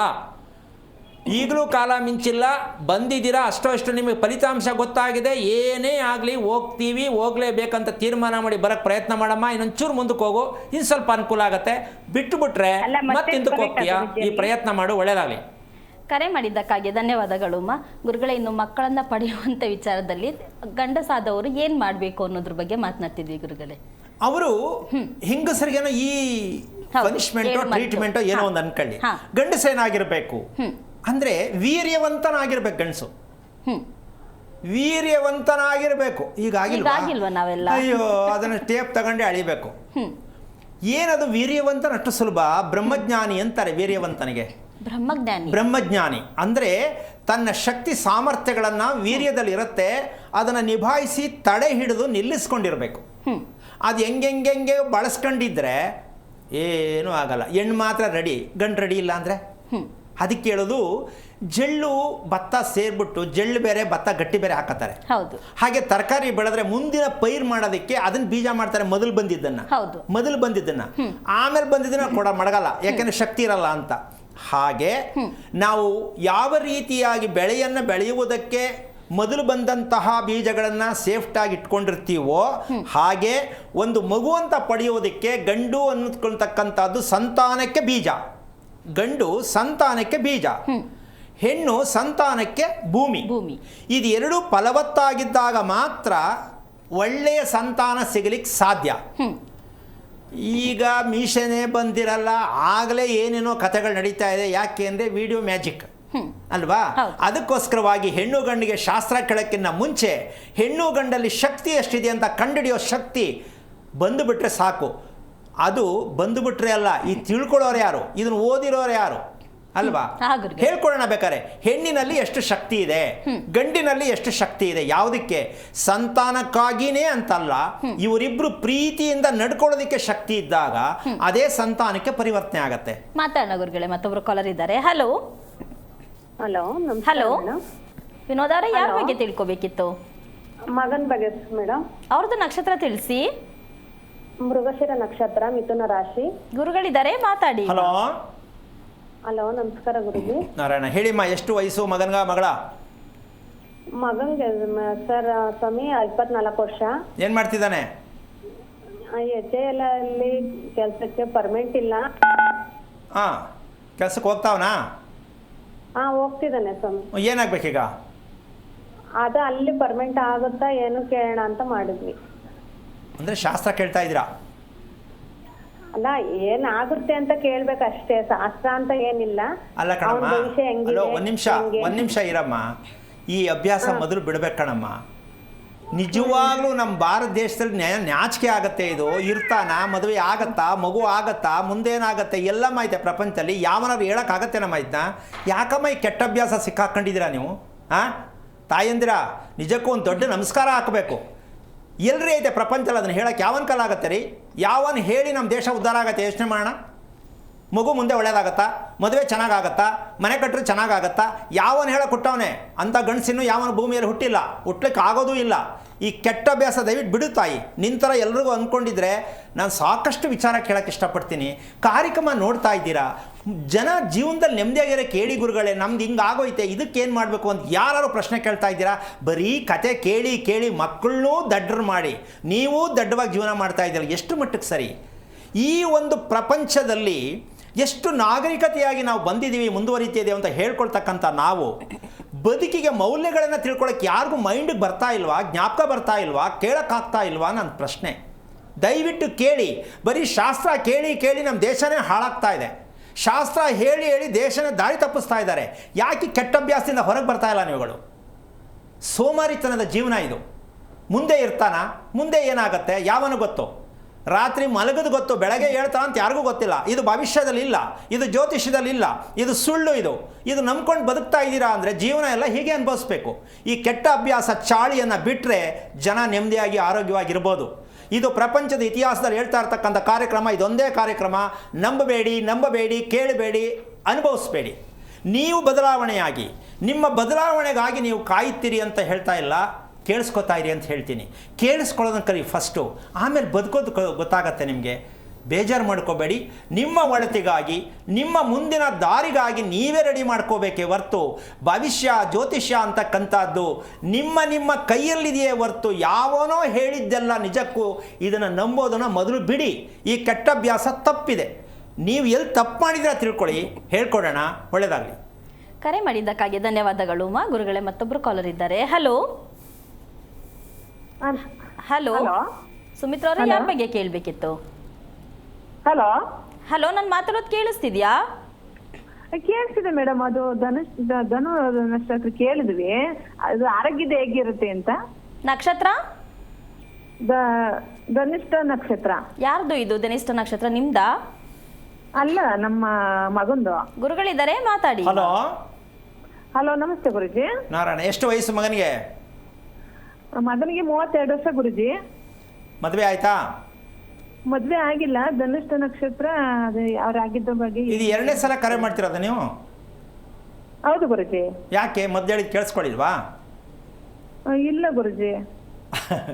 ಅಲ್ಲಮ್ಮ, ಅವನ ಆರೋಗ್ಯ, ಅವನ ಉಸಿರಾಟ, ಅವನ ದೇಹದಲ್ಲಿರ್ತಕ್ಕಂಥ ವ್ಯತ್ಯಾಸಗಳನ್ನ ಮೊದಲು ಪತ್ತೆ ಮಾಡು ತಾಯಿ. ಮದುವೆ ಆಗೋದು ತುಂಬ ಕಷ್ಟ ಇದೆ. ಆರೋಗ್ಯವನ್ನು ಸರಿಪಡಿಸೋದು ಕಲ್ತ್ಕೊ ಅಂತ ಹೇಳಿದ್ನಲ್ಲ ನಾನು, ಅಲ್ವಾ? ನೀನು ಅವನ ಬಗ್ಗೆ ಏನೂ ಮಾಡೋಕ್ಕೆ ಹೋಗ್ಬೇಡ. ಯಾವುದೇ ತಾಯಿ ಮಕ್ಕಳಿಗೆ ಮಾಡಬೇಕಾದ ಮೊದಲನೇ ಕರ್ತವ್ಯ ಯಾವುದು ಅಂದರೆ ಮಗುವಿನ ಆರೋಗ್ಯದ ಬಗ್ಗೆ ಅಷ್ಟೇ ತಿಳ್ಕೊಳ್ಳಿ, ಅಷ್ಟೇ ರೆಡಿ ಮಾಡಿ. ಇನ್ನೇನು ಕೇಳಕ್ಕೆ ಹೋಗ್ಬೇಡಿ. ಅವನು ಏನು ಹೋಗ್ತಾನೆ, ಏನು ಆಗ್ತಾನೆ, ಡಾಕ್ಟರ್ ಆಗ್ತಾನೆ, ಇಂಜಿನಿಯರ್ ಆಗ್ತಾನೆ, ಇದೆಲ್ಲ ಸುಳ್ಳು ಪೊಳ್ಳು ಕಥೆಗಳಿದು. ಯಾರಿಗೂ ಕೇಳಬೇಡಿ. ಯಾವ ಕೋರ್ಸ್ ತೊಗೋಬೇಕು, ಸೈನ್ಸ್ ತೊಗೋಬೇಕಾ, ಆರ್ಟ್ಸ್ ತೊಗೋಬೇಕಾ, ಯಾವನಾರು ಹೇಳಿ ಇಲ್ಲಿವರೆಗೂ ನಮ್ಮ ಭಾರತ ದೇಶದಲ್ಲಿ ಇದನ್ನು ಪ್ರೂವ್ ಮಾಡಿದರೆ ದಯವಿಟ್ಟು ಬಂದು ಹೇಳಿ ನನಗೆ. ಭಾರತ ದೇಶದ ಇತಿಹಾಸದಲ್ಲಿ ಇವನು ಹಿಂಗೆ ಆಗ್ತಾನೆ, ಇವಳು ಹಿಂಗೆ ಆಗ್ತಾನೆ ಅಂತ ಯಾವನಾದರೂ ಹೇಳಿದರೆ, ಅಂತ ಗಂಡು ಹುಟ್ಟಿದ್ರೆ ಸಾಧ್ಯನೇ ಇಲ್ಲ. ಅವ್ರು ಹೇಳ್ತಿರೋದೆಲ್ಲ ಬರೀ ಸುಳ್ಳು, ನೀವು ಕೇಳ್ತಿರೋದೆಲ್ಲ ಬರೀ ಸುಳ್ಳು. ನೀವೇ ತಿಳ್ಕೊಳ್ಳೋಕೆ ಪ್ರಯತ್ನ ಮಾಡಿ. ಏನು ತಿಳ್ಕೊಬೇಕು? ಆರೋಗ್ಯವಂತ ಸಂತತಿಯನ್ನು ಪಡೆಯಬೇಕು. ಪಡೆದ ನಂತರ ಅದನ್ನು ಯಾವ ರೀತಿಯಾಗಿ ಕರ್ತವ್ಯಪೂರ್ವಕವಾಗಿ ಬೆಳೆಸಬೇಕು, ಇದಿಷ್ಟು ತಿಳ್ಕೊಂಡ್ರೆ ಸಾಕ್ರಿ. ಯಾಕ್ರಿ ಭವಿಷ್ಯ ಜ್ಯೋತಿಷ್ಯ ಅಂತ ಹಿಂದೆ ಬಿದ್ದು ಜೀವನ ಎಲ್ಲ ಹಾಳು ಮಾಡ್ಕೋತೀರಾ? ಜ್ಯೋತಿಷ್ಯ ಸತ್ಯ ಇದೆ, ಹೇಳೋರು ಸತ್ಯ ಇಲ್ವಲ್ಲ, ಏನು ಮಾಡೋಣ? ಜ್ಯೋತಿಷ್ಯಕ್ಕೆ ನಿಂದನೆ ಮಾಡಬಾರ್ದು, ಧರ್ಮಕ್ಕೆ ನಿಂದನೆ ಮಾಡಬಾರ್ದು, ಭಗವಂತನಿಗೆ ನಿಂದನೆ ಮಾಡಬಾರ್ದು, ನಾವು ಹುಟ್ಟಿದ್ದಕ್ಕೆ ನಿಂದನೆ ಮಾಡಬಾರ್ದು, ಶಾಪ ಹಾಕ್ಕೋಬಾರ್ದು. ನಮ್ಮ ಸೋಮಾರಿತನ ಆಗಿದೆಯಲ್ಲ ಅಂತ ಪ್ರಯತ್ನ ಮಾಡಿ. ಈ ಸೋಮಾರಿತನ ಅಂತಕ್ಕಂತಹ ಒಂದು ವಿಚಾರಕ್ಕೆ ಹೋದರೆ ನಾವು ಎಷ್ಟು ಮಟ್ಟಿಗೆ ಹಿಂದೆ ಇದ್ದೀವಿ ಅಂತಕ್ಕಂಥ ವಿಷಯನ ಇವತ್ತು ವಾಸದ ಮನೆಯಲ್ಲಿ ನಾವು ಎಷ್ಟು ಜನ ಹೇಳ್ತಾ ಇದ್ದೀವಿ, ಎಷ್ಟು ಲಕ್ಷ ವರ್ಷಗಳಿಂದ ಹೇಳ್ಬೋದು ಅಂತ ಹೇಳ್ತೀನಿ ನಾನು. ಪ್ರತಿಯೊಬ್ಬರು ಬಾಯಲ್ಲಿ ಬರೋದು ವಿಧಿ, ವಿಧಿ, ತಪ್ಪು, ಸುಳ್ಳು, ಸುಳ್ಳು. ಈ ವಿಧಿ ಇರ್ತಕ್ಕಂಥದ್ದು ನಿಮ್ಮ ಪ್ರತಿಕ್ರಿಯೆ ಕರ್ತವ್ಯದಲ್ಲೇ ಇದೆಯೇ ಹೊರತು ಭಗವಂತ ಯಾರಿಗೂ ವಿಧಿ ಬರೆದು ಕಳಿಸಿಲ್ಲ ಇಲ್ಲಿ. ಆದರೆ ಮಗುವಿನ ವಿವರಣೆ ಯಾಕೆ ತಗೋಬೇಕು ಅಂತ ಯಾಕೆ ಹೇಳಿದೆ ಅಂತ ಪ್ರತಿಯೊಬ್ಬರು ಅರ್ಥ ಮಾಡ್ಕೊಳ್ಳಿ. ಯಾರಾದರೂ ನಮ್ಮ ದೇಶದಲ್ಲಿ ಇಲ್ಲಿವರೆಗಾಯಿತು ಮಗುವಿನ ಡೀಟೇಲ್ಸ್ ಬೇಕು ಅಂತ ನಾವು ಜಾತಕ ಬರೆಸ್ತೀವಲ್ಲ ಸ್ವಾಮಿ, ಅದೇ ಅಂತ ಅನ್ಕೊಂಡ್ಬಿಟ್ರೆ ಏನು ಮಾಡೋಣ? ಹೌದು ಗುರುಗಳೇ, ಅಲ್ಲಿ ಏನಿರುತ್ತೆ ಜಾತಕದಲ್ಲಿ, ಏನಿರುತ್ತೆ ಕುಂಡಲಿಯಲ್ಲಿ, ಏನಿರುತ್ತೆ ಮಗುವಿನಲ್ಲಿ ಇರ್ತಕ್ಕಂತಹ ಕರ್ಮ ಸಿದ್ಧಾಂತ ಇರುತ್ತೆ. ಎಲ್ಲಿ ತಗಲಾಕೊಂಡಿದೆ ಮಗು ಅಂತ ಯಾರಾದರೂ ಹೇಳ್ತಾರ? ಅದನ್ನ ಮಗುವಿನ ಕರ್ಮ ಸಿದ್ಧಾಂತ ಕುಟುಂಬದಲ್ಲಿ ಎಲ್ಲೆಲ್ಲಿ ಮುಟ್ಕೊಂಡಿದೆ, ಅದು ತಗಲಾಕೊಂಡಿದೆ ಅಂತಕ್ಕಂಥದ್ದು ಅದ್ರಲ್ಲಿ ಇರ್ತಕ್ಕಂಥದ್ದು. ಅಂದರೆ ಅನಾರೋಗ್ಯದಲ್ಲಿ ಸತ್ತಿರ್ತಕ್ಕಂಥವರು ಈ ರೂಪದಲ್ಲಿ ಬಂದು ನಿಮ್ಮ ಹೊಟ್ಟೆಯಲ್ಲಿ ಹುಟ್ಟಿದ್ದಾರೆ. ನಿಮ್ಮ ಕುಟುಂಬದಲ್ಲಿ ಅನಾರೋಗ್ಯವಾಗಿ ದುರ್ಮರಣವನ್ನು ಹೊಂದಿರತಕ್ಕಂತಹ ಪ್ರಜೆಗಳು, ನಿಮ್ಮ ಕುಟುಂಬಸ್ಥರು ನಿಮ್ಮ ಹೊಟ್ಟೆಯಲ್ಲಿ ಅಂದೆ ಮತ್ತೆ ಹುಟ್ಟಿದ್ದಾರೆ, ಮರು ಹುಟ್ಟಿನಲ್ಲಿ ಬಂದಿದ್ದಾರೆ. ಈ ಸತ್ಯವನ್ನು ತಿಳಿಯುವುದಕ್ಕೆ ಕುಂಡಲಿ ಇರುವುದೇ ಹೊರತು ಕುಂಡಲಿಯಿಂದ ಮುಂದೆ ಏನಾಗುತ್ತೆ ಅಂತ ಕೇಳುವುದಕ್ಕೆ ಪೂರ್ಣವಾದ ಸುಳ್ಳಿನ ವಿಚಾರ ಅದು. ನಮ್ಮ ಹತ್ರ ಬಂದರೂ ಕೂಡ ನಿಮಗೆ ನಾನು ಕೇಳೋದಿಷ್ಟೇ, ಮಗುವಿನ ದೇಹದಲ್ಲಿ ಹರಿಯುತ್ತಿರುವ ರಕ್ತದ ಪ್ರಮಾಣ ಎಷ್ಟಿದೆ, ಮಗುವಿನಲ್ಲಿ ಉಸಿರಾಡ್ತಕ್ಕಂಥ ಕ್ರಮ ಹೇಗಿದೆ, ಆ ಸತ್ಯವನ್ನು ನಿರೂಪಣೆ ಮಾಡಿ ಪ್ರೂವ್ ಮಾಡಿ ತೋರಿಸ್ಕೊಡ್ತೀನಿ. ಅದಷ್ಟು ರಿಪೇರಿ ಮಾಡ್ಕೊಳ್ಳೋಕ್ಕೆ ಎಷ್ಟು ವರ್ಷಗಳು ಬೇಕು ಗೊತ್ತಾ? ದೇಹದಲ್ಲಿ ಹರಿಯುತ್ತಿರುವ ರಕ್ತ ಹೇಗಿದೆ, ನಂಬರ್ 1, ಎಷ್ಟು ಪ್ರಮಾಣ ಬೇಕಿತ್ತು ನಂಬರ್ 2, ಇದಕ್ಕೆ ಆಹಾರದ ಪ್ರಕ್ರಿಯೆ ಮಗುವಿಗೆ ನೀವು ಯಾವ ರೀತಿಯಾಗಿ ಮಗು ತಗೋತಾ ಇದೆ, ನೀವು ಕೊಟ್ಟಿದ್ದೀರಾ, ನೀವು ಅರ್ಥ ಮಾಡ್ಕೊಂಡಿದ್ದೀರಾ, ಮಗು ಅರ್ಥ ಮಾಡ್ಕೊಂಡಿದ್ಯಾ.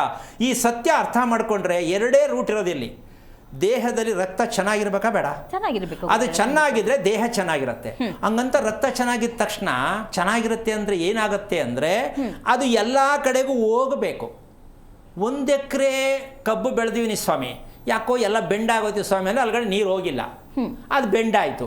ಎಲ್ಲಿ ನೀರು ಹೋಯ್ತು ಅದು ಚೆನ್ನಾಗಿತ್ತು. ಹಾಗೆ ದೇಹದಲ್ಲಿ ರಕ್ತ ಪರಿಚಲನೆ ಕೂಡ ತುಂಬ ಚೆನ್ನಾಗಾಗಬೇಕು ಅನ್ನೋದು ಅತಿ ಮುಖ್ಯವಾದ ಕೆಲಸ.